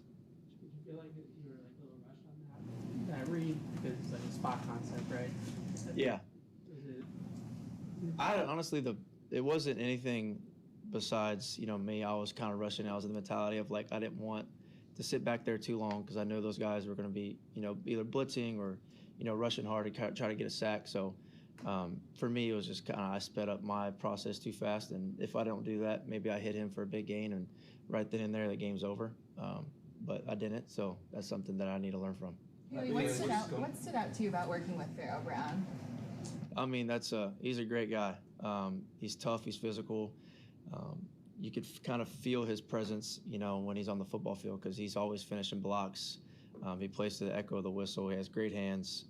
I think he actually is very talented in the passing game as much as he is in the run game too. So to be able to use him like we have on some of those seams, like he caught this past game and things like that is, you know, that's a game that he can do. So it's nice to have a guy like that in the tight end room, of course. Bailey, your first couple road starts this year, you've obviously been thrown in some tough environments, Pittsburgh, Denver, prime time. Just how do you feel like that has helped you as a player, changed you as a player? Yeah, I mean, that's, you know, it's fun. That's exactly what football is all about. You want to go in those environments. You want to go and play some tough teams. And, you know, winning, of course, makes it, you know, a lot better. But, you know, this is going to be, you know, another great environment to play in. Like I said, you know, these two teams, we don't, you know, and of course don't like each other. It's a great rivalry. So just got to go in there and, you know, play our brand of football. Really, what is it about Devontae Parker that's allowed you guys to have such a great connection so far? And going back to last year as well. Yeah, I mean, Devontae is one of those guys that, you know, I fully believe in when, you know, those 50-50 balls, kind of how we connected versus the Broncos, to where I have the confidence in him to, you know, really put it wherever I want and that he's going to go get it. It's either going to be incomplete or it's going to be a big gain for us. So he's been doing that his whole career. So to be able to see that again, you know, versus the Broncos is a beautiful sight to see him go up there and make those catches. So, you know, if we ever get that matchup again, I don't know if we will after the game he had, but if we do, hopefully we'll take advantage of it, and, you know, I'll throw another one up there to him. You've had to play without Devontae, without Juju, without Mario. How have you continued to adjust some different personnel as far as pass catchers? Yeah, I mean, the guys, you know, we've done a great job of the next man up mentality. A lot of guys have stepped up. They've done a phenomenal job. They've came in, they've understood the game plan, they've ran great routes, they've caught the ball, they made plays. That's really the only thing you can ask for. I mean, I think we have great depth in all of our running back rooms, tight end rooms, receiver rooms, if it in the course the O-line room. We have great depth in every single guy that, you know, has had the opportunity to play, has taken advantage of that opportunity. Bailey, when you make a misread on the field, what's your process for learning what you need to learn from that miss without clouding your judgment on the next drive or slowing down your process too much because you're overthinking? Yeah, I think, you know, it started off, you go off to the sideline, you have your little iPads, and that's when you kind of figure out, like, okay, maybe, you know, I read it wrong. Maybe I stared at the corner too long instead of seeing what the safety was doing, or I did vice versa. I mean, it really depends on how you're reading a certain play. But it's mainly like that, just kind of seeing, you know, trying to remember where you started with your eyes and maybe fixing it or tweaking it a little bit on how they're playing, you know, because some defenses, of course, they make adjustments. So the first time you run a concept in the first half, they might run a different coverage than they do in the second half. So you just kind of just have to adjust to it. And you're just trusting your eye. And now, great moments in history. It's a totally different food. I'm talking about boneless buffalo wings as opposed to bone-in buffalo wings. Right. But isn't what's in the chicken finger the same as the boneless buffalo wing? Not necessarily. It doesn't Very taste. different. It Doesn't does not taste the same. It does not taste the same. Doesn't. You can put anything in the boneless stuff. You can. It's fake. And I'm not even anti because of that. Although he's right. Fred's absolutely right. It's not necessarily the same. The bone, I think, gives it more flavor. Yeah. I think it's a better. You ever have a bone-in product. steak versus a non-bone-in Bone-in steak? fillet. Right. Absolutely. Yeah. Much more bone in flavor. here. Get that bone in. Boner. That's what she said. Boner. That's another great moment from All right, back here in Patriots Unfiltered, 855 Pat's 500. How It's the great is it chicken that we hotline. actually had the You already had it. Yeah. the whole Well, whole it's- argument, different characters. Yeah. Megan, we had Megan that debate over there. this season too. Oh yeah. These- No, we these we conversations Every occur. Buffalo Alex, we game. recycle here. May 12th, 2020. So, Paul, on your Sir, holiday fill-in gigs, I heard I have you- a side piece. have you what? I heard I have a side piece. Have you had the favorite Christmas movie discussion? No, we didn't do any No? of that. That's like every station the last week. That's all they. No, we I'm talking national shows. we spent too. about 15 minutes talking about the Celtics and 3 hours and 45 minutes talking about Bill Belichick's future. Wow. So it kind of Patriots. it Straw was stirring the drink here. The Bill stuff is getting a little tiresome, I have to admit. Marty in Reno. I don't have an issue with other Patriots fans wanting a great draft pick for next season, but snark on, say in your best Jeff Foxworthy voice. I don't know what he sounds like. If you're rooting against the Patriots to kick a game-winning field goal, you might just be a Broncos fan. Snark off. Yeah, that was the. Did you guys talk at all about the Russell Wilson thing? Oh, little that bit. happened after. Yesterday. Yeah, it happened during the show. A Yeah. little bit. Yeah. Yeah, when Moore's come It out happened during now our show, too. about them trying to renegotiate his contract, and I guess I read today, I think the NFLPA was involved initially, and nothing ever came of it, and now this is kind of all coming to a I was head. I was a little surprised that it became so public. Yeah. There's ways to do that without making it public. Like, you could just say, like, he played an absolutely dreadfully bad game the other night, and it's probably one of the better games he's played all year, because I think he's been terrible. Yeah. But you could make an argument that we need to make a change. Like, I didn't think they necessarily had to make it so public. I like think they that. had to get out in front of it because it wasn't going to look good no matter what for them. So they just had to get out in front of it and let it take the hits. And what is it now? They're just trying to get out of his money, right? That they are Yeah, they don't Well, want to. if he they're gets gonna hurt cut him in March. they're going to cut him. They're not going to be able to get out from under the money. But Yeah. if he got hurt in the last 2 games, it guarantees more money. Oh, bye-bye. Yeah. Because if he fails a physical at some point before the start of the league year Yeah. or something, it guarantees another whole $34 million or something like that. It's so risky. I mean, But it's amazing. It's amazing how you sign these contracts. Well, they're stuck with him. Yeah. Until you just cut him. Yeah. And life goes on. I remember when Like the when, Bucks. when they signed him and Josh was going to the Raiders and they got Devontae Adams and just, oh my gosh, the AFC West. Yeah, is gonna I be thought the such a AFC West. bloodbath, but I thought the AFC West was going to be loaded, and it turned out to be just the Chargers and Broncos. Yeah. Last year. The other 2 teams stunk. Yeah. Chiefs. Let's go to the phones. I mean, that's what I meant. Mike's in Washington State. Thanks- What's thanks, up? guy. Oh, Hardy. Good job, Hardy. L's in Wisconsin. What's up, L? L. Take the. Is it I like being on hold because I can tell that Fred is just about to get hardied. What's up? I have 3 things. I'll make it quick. There are no buys. I know we got to hurry. The first thing is to Evan. If there's one thing I believe in this team, it's that they can get the 5th best quarterback at the 4th pick. 2, I kind of wanted to call in and just address the whole tanking thing. The reason I've been rooting for the tank is because I think there's going to be a whole new regime in here next year. And if that's the case, I want them to have the best possible starting point to sort of execute their vision on what they want the team to look like, because some players that we might think are good maybe don't fit what they want. And so there's going to be a lot of change if there's a new regime. Now, if you're telling me that Bill Belichick is back, I don't love it, but I'm more okay with these wins and pushing the pick down a little bit, because sort of that where he wants to build from is already there, if that makes sense. And then the third point, just to bat at everyone who wants to tackle, I know O-line is important, but I think that if you get a tackle early in the draft, like I'm talking top 5, top 10 tackle, based on how this team looks right now, that's the only position that can work out and you get a great player and still be disappointed in the pick when you see other players making plays. I'll answer it off the line. Thanks, guys. All right. Thanks, Al. Yeah, the tackle part of it is I understand that because it's hard to when you need so many things to say, well, let's get the tackle first. Yeah. You know, and the Joe Thomas example is the one I use all the time. You know, like or even you can knock it out of the park. Yeah. And it doesn't, and that's what worries me a little bit about Marvin Harrison. Yeah. Yeah. Like if you don't have anybody around him, how much does a great wide receiver impact your team? Right. We've seen that. I mean, Calvin Johnson. Yeah.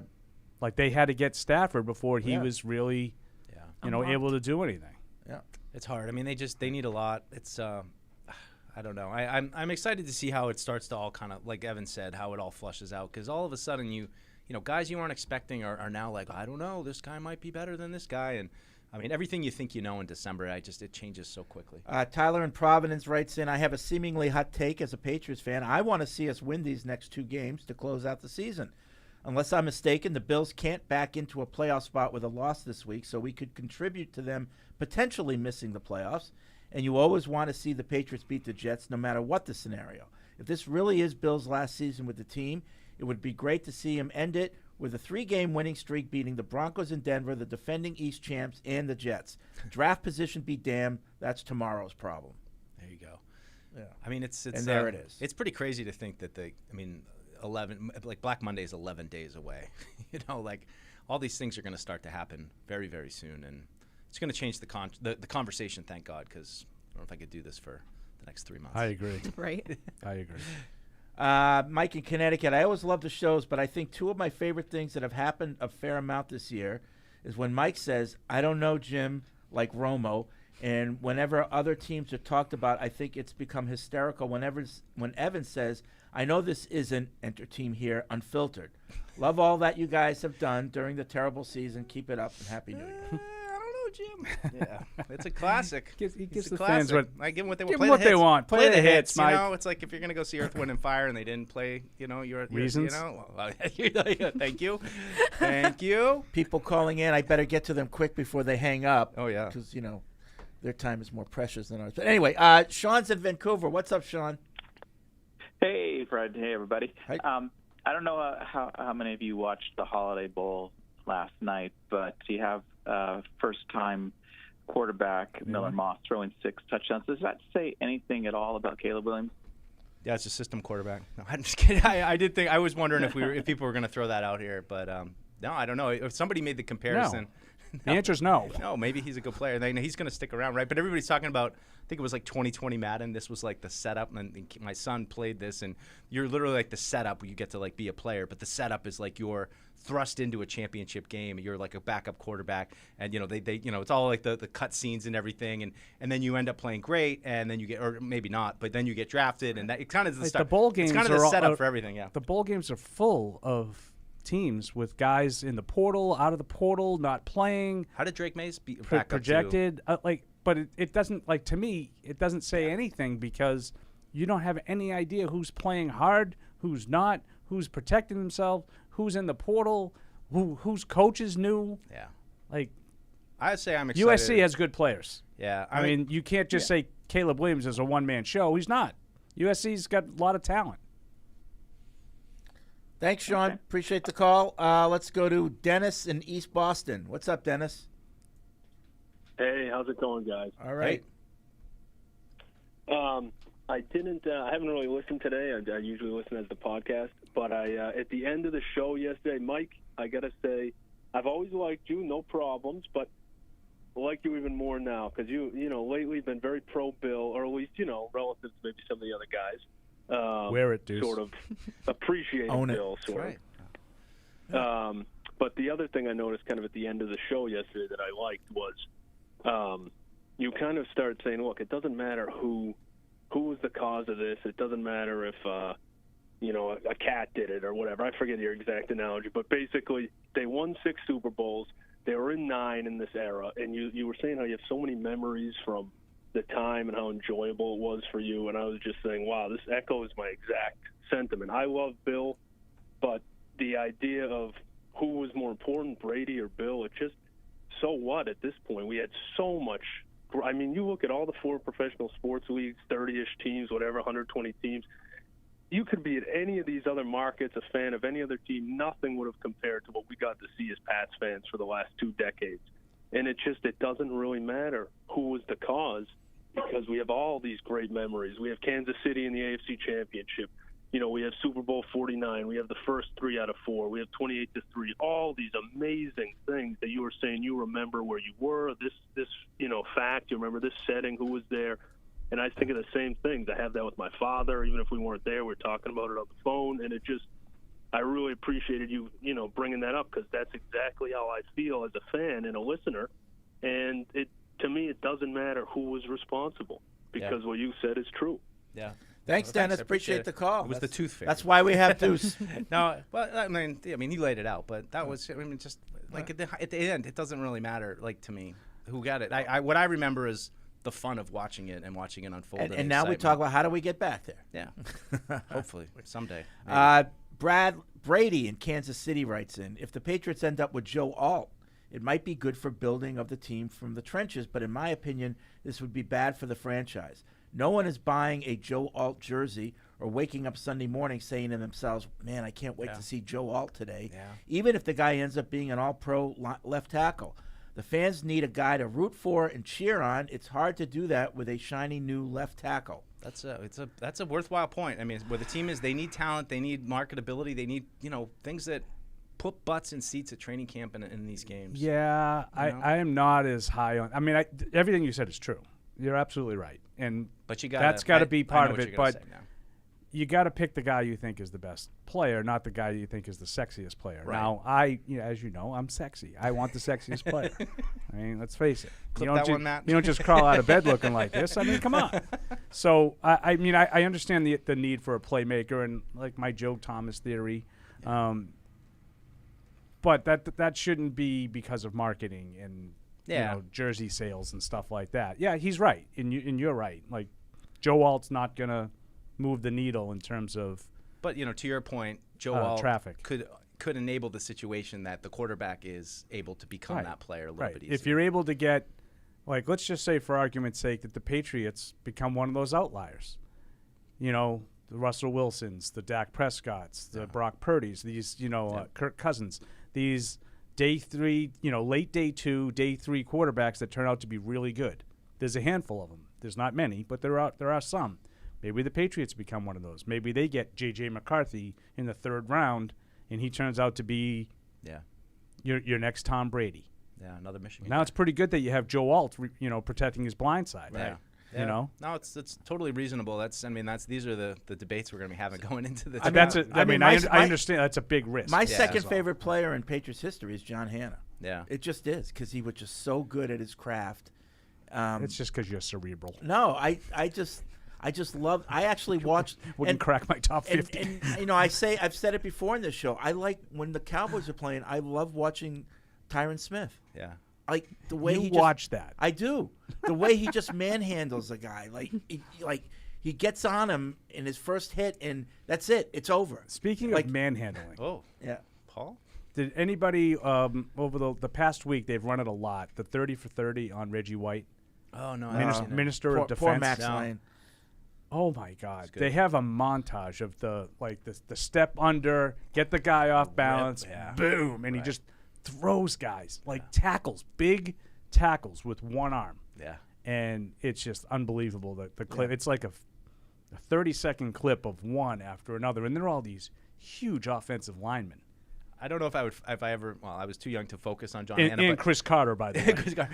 The highlights, though, when you see Hanna oh my God. Oh, yeah. I mean, just Getting an out in front of it. Mad dog, looking to like do that, but on the offensive Great. side. I of mean, the ball, great. you know, I mean, it's just a great offensive lineman. I'm not saying that he's overrated or anything. It was just like, I mean, Stanley Morgan. it's like every game you're watching him and being like, but it's like when you see the highlights and it's all compiled of his best stuff, you're like, oh my God, this guy Mike is so Haynes, fun. Stanley Morgan, Ray Claiborne. Right, Like I'll watch those guys over John Hanna. Chris in New Hampshire, yesterday the old Bill versus Tom debate sparked up and a question formed in my mind. What teams won a Super Bowl with, one, so much talent that they won with the coaching staff not mattering that much or even despite their coaching? 1995 Dallas Cowboys. With Switzer? Yeah. Yeah. That's a good one. Yeah. And then two was so coached up that they won despite the team's natural talent. 2001 New England Patriots. Yeah. Yeah. Oh, they had a lot of talent on that team. Not yet. Yeah. On defense? Not yet. Like they became. You said natural talent. Yeah, I think that was one of the most amazing. That to me would be the top of my resume if I was Bill Belichick looking to keep my job. Yeah. That job that he did that year was amazing. Yeah, I mean I know what you're saying though, Fred. Eventually those guys became people who are now in the Patriots Hall of Fame. But at the time, did you know? In the Hall of Fame. Yeah, that Mike Vrabel was going to be that guy. Yeah. All right. Anyway, what Evan's not back yet, right? Yeah. Should I just wait? We could try to wait a little bit. Yeah. We could. He's got to go all the way out to the bubble. So we won't have, maybe we won't have time. It's not the Socios.com Fieldhouse anymore, Paul. Oh, I'm glad I didn't say that because I was thinking about it yesterday when I was driving in and I heard that the practice was moved inside. No, it's I was like, I'm going to pull a deuce and go to Socios.com. Well, I'm glad I didn't. We were talking about how the branding's still up, but it's technically not it anymore. But they covered it up when I was driving in today. I noticed. It's the waste. What is it? The waste bubble? Oh, waste management. Waste management? No, waste innovations. Waste innovations. The Tony Soprano bowl. Yeah. Bubble. Johnny writes in. People that claim those who want to tank aren't real Wait, he was fans. in waste management. When we're in the middle of a conversation and you just I was in the randomly middle of start an reading an email. I thought I had closed that conversation. It's the waste innovations bubble. Closed. We're moving on. Fieldhouse. Well, hopefully they can innovate some of the waste on the Patriots and make it into good players. Johnny writes in, people that claim those who want to tank aren't real fans are short-sighted and not willing to admit when the team they love needs drastic I really changes. want to thank Anthony for getting a whole war started Right. with Patriots fans and their beliefs. Patriots Nation Civil War.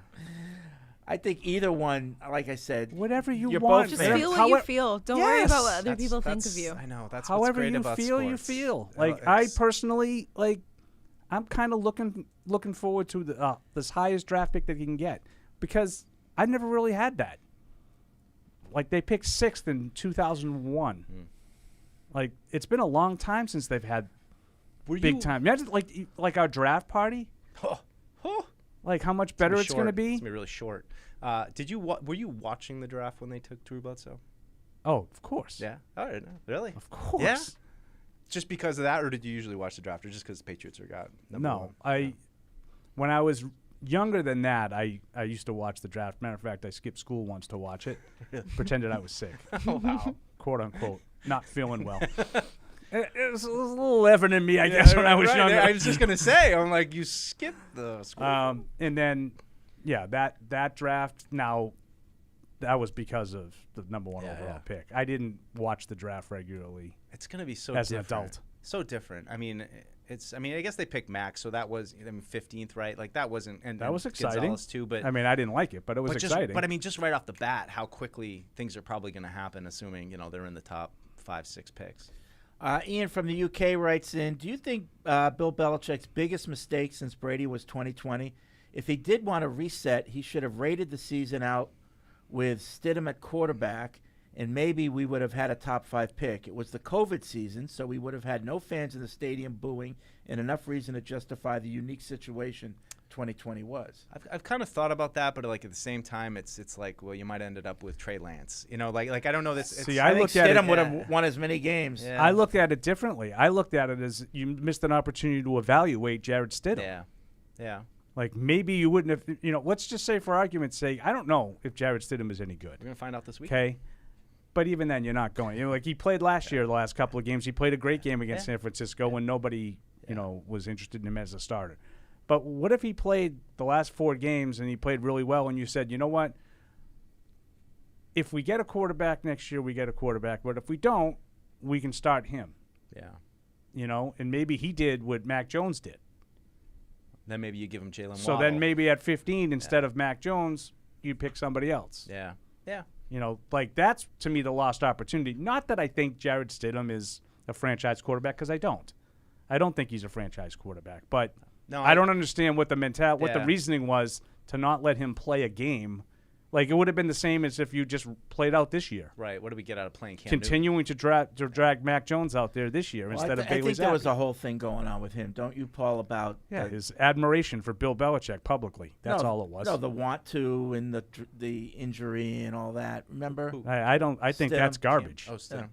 I think that's all the wrong reasons. That's another point why I want to move on. But that's one of the things. Because he went to a wedding. That was his lack of want to. He went to a wedding in the off season, and they thought that was a sign that he was soft. Yeah. Will writes in to follow up on an earlier point about Tavai being happier and playing more freely, and yesterday's point about role players starting to show development. I read this as a bad look for Belichick and the need for more of a player's coach. Bill's coaching style is military-like. Now that there is less at stake, we are starting to see the team playing looser and faster. And now that you've had a couple of guys get nicked up and miss games, because that's what happens when you're 4-11, and all of a sudden Mac Wilson, I'm hearing, is playing in a different role. Yep. That's maybe more conducive. Is that an indictment of coaching? Yeah. Like you brought him in 2 years ago, to fill a role, and you didn't put him in it. I mean, I'd throw Anthony Jennings into that too. Anthony Jennings is high on the list of that. Where he, we played him off the ball, and he, was really. I mean, and it's like, well, why didn't you realize he was going to be best at what he did at Alabama? And then the same thing with Mac Wilson now. And they said, look, there were things last year we didn't feel like. I mean, Gerard yesterday admitted like we, maybe didn't have him in the best position. Again, role players, not stars. No. Role players. No, and I think Bill's done that a lot. Sometimes it works, sometimes it doesn't. But you often find like defensive guys, particularly up front, being told to do a specific thing, and they're not giving a lot of latitude to do a lot of different Maybe things. Ronnie Perkins could have been one of those guys. I think he's available now. Honestly, he's in Denver, right? I think they just they cut him. I think. Yeah. Maybe as good as Vince Wilfork was, maybe he was pigeonholed a little bit. Like when he came out of college, they called him Baby Sapp, I remember. But he really wasn't a sack guy. No, here, he was more of a, two-gap type nose tackle. Sapp was a get off like. Yeah, but they didn't want him doing that. Yeah. On defense, I think Bill's system kind of keeps guys, from like getting the numbers and that type. Like Seymour is a good example. Like he was great. But no those are what. two different things. But like Seymour, if he had started out in the Raiders, he'd probably have been a big sack guy. But they didn't make Seymour play like out of position. No, but they didn't. But the style, the system that they used was not conducive to numbers. Right.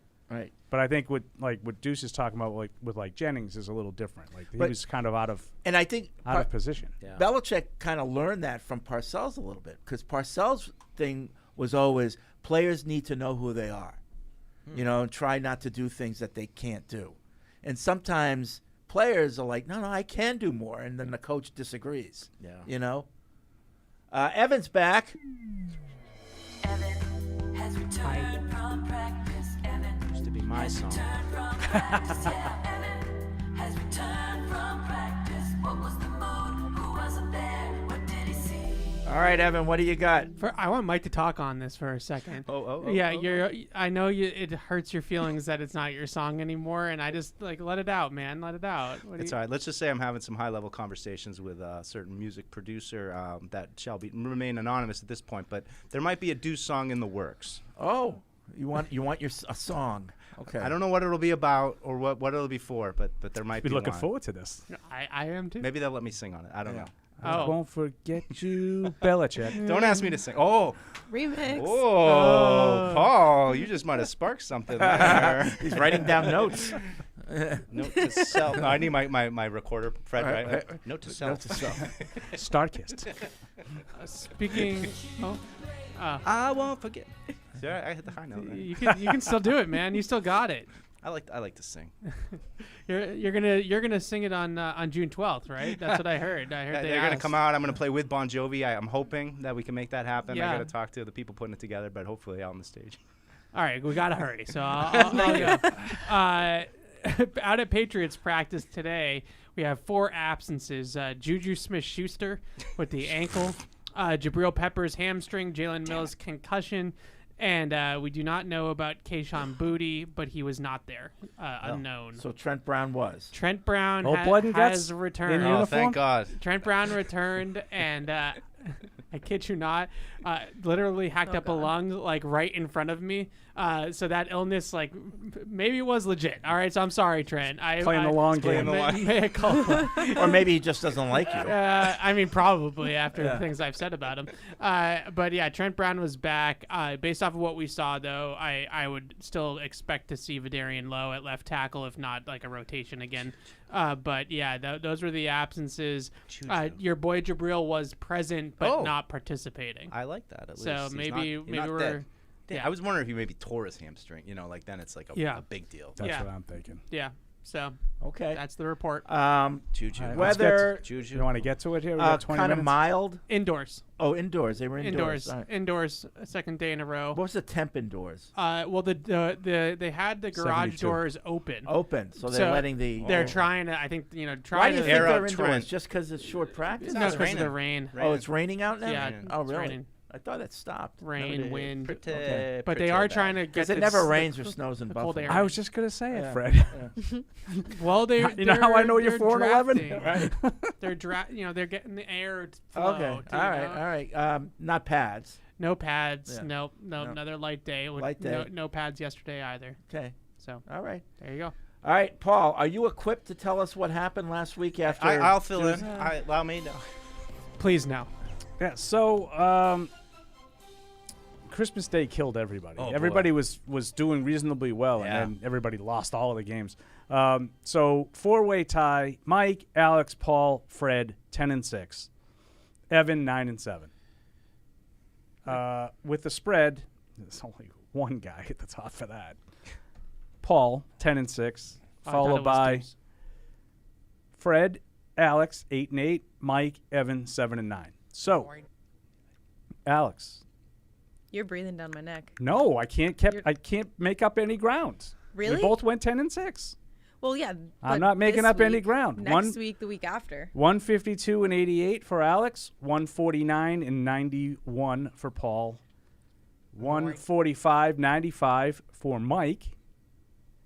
And Evan and Fred are tied at 143-97. I don't like that. Can't finish in the basement. This is just a blowout when it comes to with the spread. Oh. Paul 125, 104, and 11. Impressive. The only other one above 500. Congrats, Alex. 115, 114, and 111. Making money. Barely. 10. Barely, but 10 games profitable. behind. It's actually probably losing money. With Straight up is the one. the VIG. Right. The VIG. Let's see. After Alex, it is Evan and Fred again. 110, 119, and 11. Do we just make the same picks, Fred? And Mike. 104, 125, and 11. So it's the opposite of You me. make it seem so easy, Paul. You're just a natural reading these things. I don't know where you get it from. Somehow you just take the record that's better than the others and read that one first. Interesting. Interesting theory. It's a different kind of mentality. I got to get it down. All right, so we got the Thursday night game, Freddie. Yep. We got the New York Jets of New Jersey against the red-hot Cleveland Browns in Cleveland. Browns by 7.5. I'm gonna take. I'll take Cleveland 7.5 points. I'm gonna lay them. Ooh. Yeah. Bold. Let's go. I don't know what that means. I mean, he's taking Cleveland. Both ways. Yes. Both ways. What did you If miss? you lay the points, that means you're taking the favorite. If you're taking the points, that means you're taking the underdog. Wow, look at me. I knew something about gambling. There you go. Okay. I blame Fred. I'll forget that. Cleveland, Cleveland. I wanted Cleveland I for wanted to Alex. ask Fred to explain the VIG to me, but we'll save that. I'm gonna go Cleveland. So it's Cleveland 110 to as- make 100. Cleveland as well, and I can't believe the Jets already said Robert Saleh's coming back. Cleveland Shocking. again? Yeah. Yeah, I will definitely take Cleveland. However, I will take the points. The Browns, I love Joe Flacco, as you know. I Yeah. just like this carriage ride has to. He throws picks in bunches still. Right. Like it's he had a Drew game last week, 300 yards, 3 touchdowns, 3 picks. So like at some point, like the touchdowns aren't going to come in the fourth quarter. So I'm going to take the points. Yeah, me too. Browns both ways. All right. You back? Yeah, I'm back. I just had to send an email. Saturday night. Saturday. And this is at 8:15 on ESPN, ABC, ESPN2. We only have one game on Saturday this week? ESPN It's a Plus good one, though. and ESPN Deportes, covering the full no gamut. Peacock, no. The 11-4 Lions are at the 10-5 Cowboys.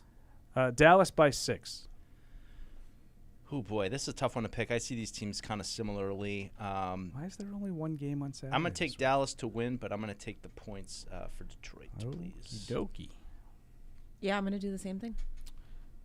I like the Cowboys both ways. They're at home. They play different at home. Yeah. I like the Cowboys.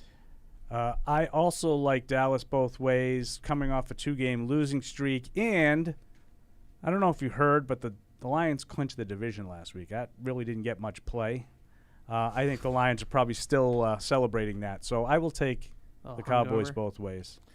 I'm going to go with the Lions in the upset. Oh. So, folks, this is your upset lock now of the that week. is a good, solid upset lock of the week, Freddie. Yeah. Good job. Go for the Lions. Good job. All right. You're already out of contention anyway, so good job. Now we go to Sunday at 1. The 11-4 Dolphins are at the 12-3 Ravens. Oh. Another good game. Ravens by 3.5. AFC Championship game preview. Yeah. Possibly, yeah. I know. I think Tua's a little banged up, too. I'm going to take Baltimore at home. I'll lay the points. Me too. I'm loving Baltimore lately. Yeah, I'm going Baltimore as well. That defense, as good as Lamar Jackson is, they're cooking something up on that defense. I mean, how did they stop Brock Purdy? Right, that's what I'm saying. I mean, Hall of Fame quarterback. I don't know how you stopped it. Yeah, I would agree. Very impressive performance to hold that kind of a quarterback in check. I will take the Ravens, but I will take the hook. I will take Miami to lose by a field goal. Okay. I think Baltimore also, coming across the country after a huge win, maybe a little bit of a letdown. I'm going to take the Ravens. I'm thinking that John Harbaugh might be the best coach right now in the NFL. Okay. Yeah. So this would be, if we're right and Baltimore wins this game, likely sets up a huge game for the last game with Buffalo and Miami for the division. Yep. In the number 2 seed. Yeah. So I'm going with the Ravens. 1 o'clock CBS, 7-8 Falcons are at the 6-9 Bears. Chicago by 3. Nobody is watching. I know this In is a game between two teams that I do not believe I've picked correctly all season. I'm just going to go with Chicago at home. I'll lay the points. I'll take the Bears to win. I'll take the Falcons to cover. I'll go Chicago. Just pick the home team. Yeah, I'm going to take Chicago too. But man, I cannot pick the Falcons or the Bears. I'm tempted to That's take. why I split it. The Vikings. Yeah, I know. I'm tempted to take the Falcons both ways, but I'll split the difference. Bears, but I'll take the points. Sunday at 1, the 5-10 Titans are at the 8-7 Texans. Houston by 4.5. Looks like C.J. Stroud is tracking to play. Cleared to go. That's good news. I'm going to take Houston. I'll lay the points. I'm going to take Houston. I'll lay the points as well. Houston. I think the Titans are bad. What? I picked Houston. You mean 5 wins doesn't do it for you? No. Bad team. Yeah, but they do generally They're compete. pesky. Yeah, they hang around. Bad team. That was supposed to be sarcasm. Oh, I feel like every They time try. I pick the Titans He hasn't to lost win, the they locker make room. it close. I will take Houston both ways. I'm going to take the Titans to cover. So there you go. So put that That's for Vrabel. tailpipe and smoke. This one's for John. This one's for Mike. Oh. God, man. Sunday at 1, 7-8 Raiders are at the 8-7 Colts. Colts by 3.5. Colts by 3.5. I'm going to go the upset on this one. I'm going to take the Raiders. I'm going to take the Colts to win. I'm going to take the Raiders to cover.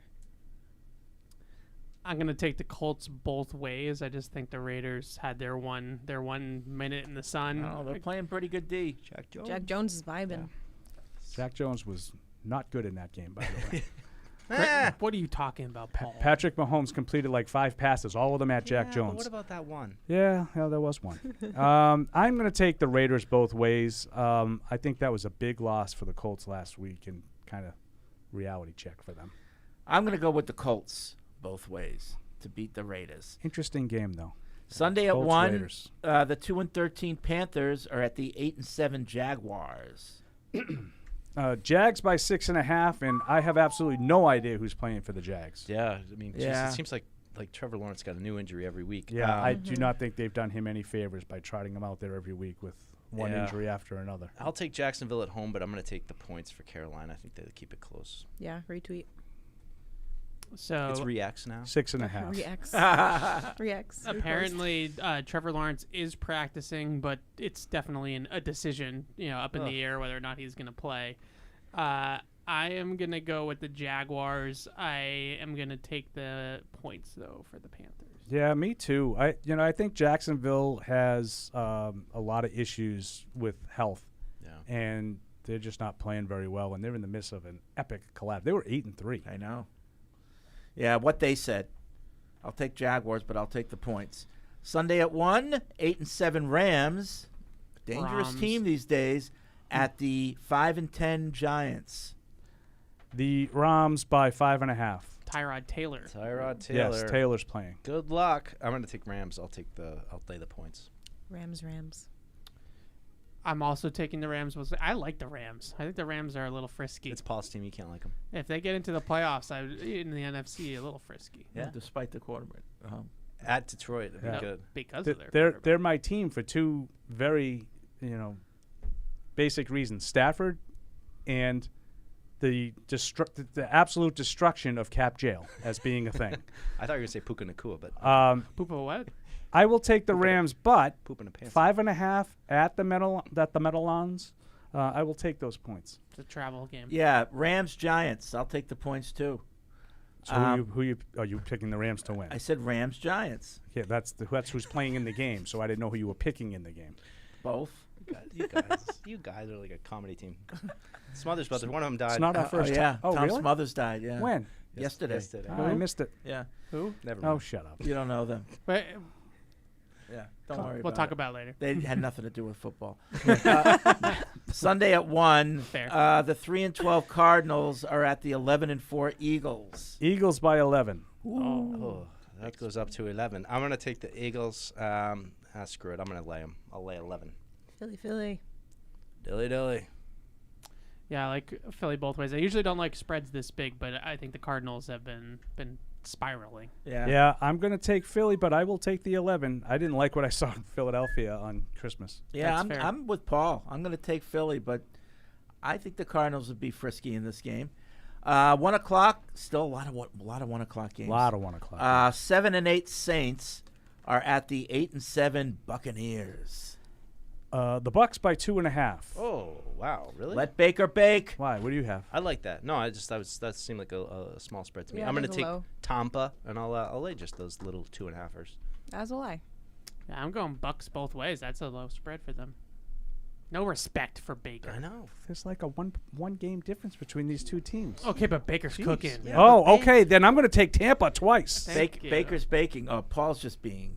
No, I'm taking the Bucks both ways. Oh, you are. I think it's a regular spread, though. I mean, 8-7 against 7 and 8. Yeah, but you're division you're not opponents. watching. You're not watching. How are they playing lately? Gotta watch. You're not hearing. Buccaneers both ways. Sunday at 1, 11-4 49ers at the 4-11 Commanders. San Francisco by 12.5. Oh, that's it. I thought that might be a huge Good one. Lord. Kyle Shanahan returns to the place where him and a bunch of people did good jobs. I'm going to take San Francisco. No one gives you that kind of analysis. I'm trying to be quick here. Sugar, that's a tough one. Screw it. I'm gonna lay 2. Actually, you know what? I'm gonna take the points for Jacoby Brissett. Yeah. Good for coaching you. staff in Washington there. I wish Jacoby well, but Niners win. Niners points. Get right game. I do love Jake Brisket a lot. but I am going to take the Niners both ways. I think they really take out last week out on the Yeah, Commanders. I agree. I have no problems laying the 12.5. I think. Yeah, that I mean, they as will. long as the 49ers are playing an NFC team, take the 49ers. That's a dig on the NFC. Good. Now we skip over. Now we skip over the Patriots at 1 o'clock, and we go to 4:05. The 8-7 Steelers are at the 8-7 Seahawks.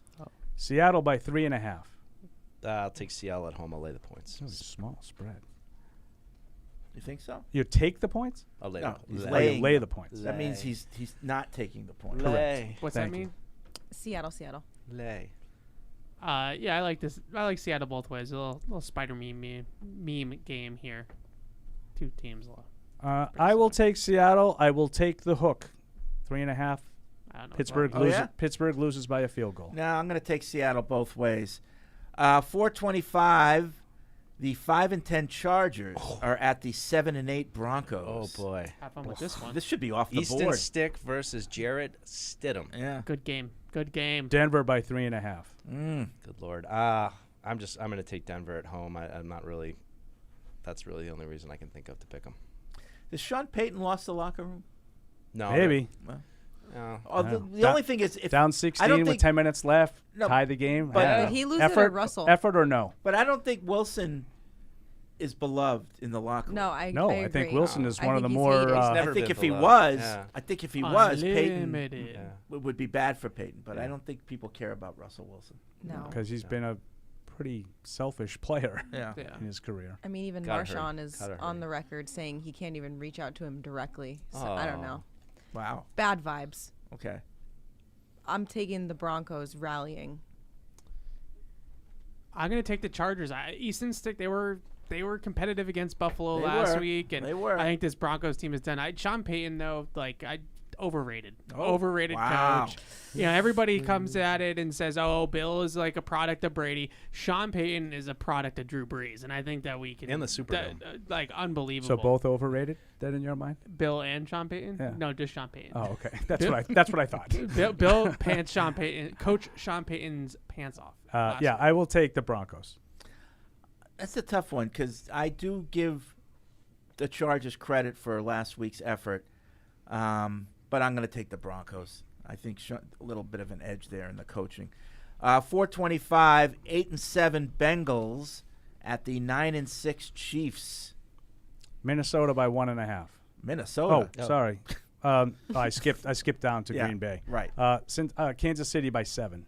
7. My apologize. I will take Kansas You're City, welcome. but I'm going to give Kansas City those points.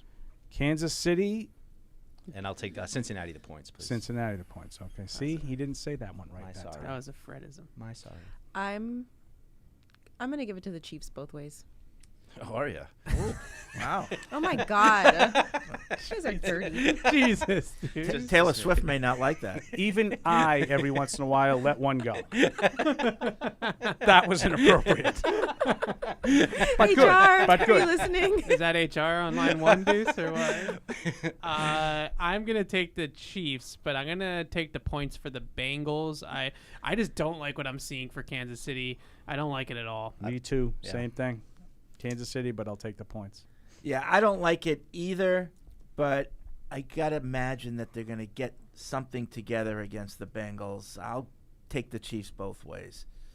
Now, there's only a Sunday night game this week, no Monday night game. Sunday night on NBC. That's because the Monday night game, you get the college playoff. college Yes. football playoff. Oh, Can't fun. wait. I'm going to watch it. Go Alabama. 7-8 Roll Tide. Packers at the 7-8 Vikings. Minnesota by 1.5. May have already let the cat out of the bag. Also, on that one. Jaron Hall is playing for the Vikings. Yeah, I'm going to take Green Bay, please. On that The note, 400 yards that Nick Mullins put up last week, not good enough. Not good too many, enough, too many Paul. picks. Not good enough. Needs a bigger helmet. Who are you taking? I got Green Bay, please. Green Bay. I hate this game, but I'm gonna go with the Sharps. I'm gonna take the Vikings at home. Green Bay. Jaron Hall is kind of. It's a BYU guy, right? BYU. The little No, runner. I know You who like- he you is. like I'm going to to take. Discount Kyler Murray. I'm going to That's take what I call him. Minnesota. Yeah, Paul's right. I I've been don't betting think so. against Minnesota all year, and they've been doing it. So I'm going to go with Minnesota. give them their flowers this week, as you kids say. Nicely done. Nicely Yeah. done. Alex, is that what you kids say? You don't I have. think, You I think can, you they can do. make fun of the boss I think if you they want. do. They definitely Okay. do. No, All right, now we go back to Sunday at 1. I'm already out of the lingo. My little sister yeah. talks and like, Well, what we is she already saying? know, like when you were young, like 3 years ago. Yeah. 3 years. The 4-11 Patriots are at the 9-6 Bills. Buffalo by 13. Good Lord. Wow. All right. Disrespect. No respect for Yeah. Bailey No Zappe. respect. That's No, unbelievable. I'm going to take Buffalo. But I will give the points to the Patriots. I think that they hang in there around 10 points. They lose. I'm going to say, I don't know, 27-17. Fred look at me like I was an alien when I picked the Patriots to cover last week. I think I was the only one that got that right. I did look at you that way. Stop Yeah. flexing on us, Alex. You did. You looked at me like I had You 10 absolutely heads. got it right. I guess that's another thing from your generation. Like when you predict something right, you have to tell everybody after. That's the first time I've done a What victory kind of lap. shot is that? Saw a couple of those on, And I on only Twitter got half yesterday the about pick Russell Wilson. right. Oh. I think the Pats cover. I'm going to take the Bills to win. 27-17. I also am going to do the same thing. Bills win, Pats cover. I'm going to do 28-17 just to be different between these two. But I think ultimately the Bills have too much offense. Kind of similar game to last year in Week 18 where Patriots hang with for half and then Buffalo just has too much in the end. Yeah, I'm going to take the Bills both ways. I think kind of like the Kansas City game. Maybe it's a little bit back and forth Good early. comparison, yep. But the difference is this one's in Buffalo and not in New England. So I'm going to say like 31-16.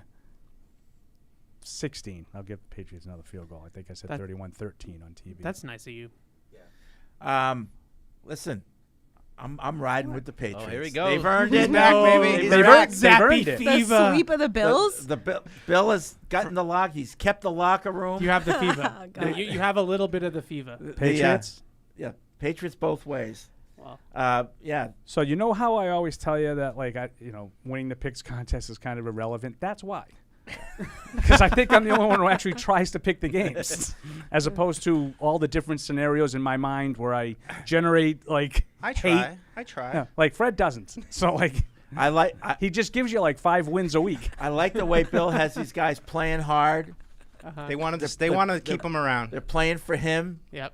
And I think They are nothing gonna would put their nothing would be jerseys on better for Robert everyone Kraft's to desk. just ruin things for the Bills. It's going to be dubbed the red ass game. That's how it's going to go down. Because they're going to fire him because the Patriots beat him. This is it. The Patriots are going to break the That's Bills. such a good idea. You heard it here first. It's going to be the Oh, red they ass. broke the Broncos. You didn't read that one yesterday? Of course I did. We're not going to pick the college football playoff. Sure, go ahead. I don't even know what the matchups are. All right, I don't know what the spreads are. So You I can- don't you know can what the give me spreads are, but we have Michigan, Alabama. Alabama, go Alabama. Or Washington and Texas is the other game. Texas. So Why I are got you Alabama, rooting for? Texas. I'm not telling you that I'm not rooting for. I always Why- root for Alabama. Oh, I hate Alabama. Roll I Tide. hate I'm Nick Saban. in Alabama, Texas. Alabama, Texas. I think Alabama, Texas will be the two winners. I'll be rooting for Michigan and Washington. Fred? Alabama, Texas. I'm taking Washington. Alabama, Washington. Michael Penix got that dog in Okay. him. But like everyone's picking Alabama, but Michigan has a better than good chance to win this game. They're probably the better team going in. Well, don't you think? But No, but I don't. their offense is No? really. I think kinda, Alabama's better. Their offense, Michigan's offense is their old school ground and pound type of offense, and Just right up Nick Saban's alley. yeah, I think Alabama can throw the ball on them a little bit. Alabama's defense ain't that all that this year. No, but But their when run defense when you is just good. have to stop the run, you don't have to be all that. Well, you don't like JJ? Definitely not. J.J. McCarthy? Yeah. Doesn't throw it. He had games where he threw the ball like Mac Jones. I know. I'm only kidding. Like he had like a 6 for 8 game. But I do want Alabama to win. Roll Tide. Yeah. But No, I don't like J.J. McCarthy. by I'm the way. surprised all you took Texas a little bit. I've been to Austin and I love Austin. Yeah, That's I all don't know. care about. Like, I think Washington doesn't get enough credit this year. Yeah, I think Washington's a good team, but Yeah. that Washington's game, good, but I feel like every game could have gone either way. I don't know. Maybe I'm disrespecting them. Yeah. that game's going to be 45-42. It's going to be a lot of fun. Okay.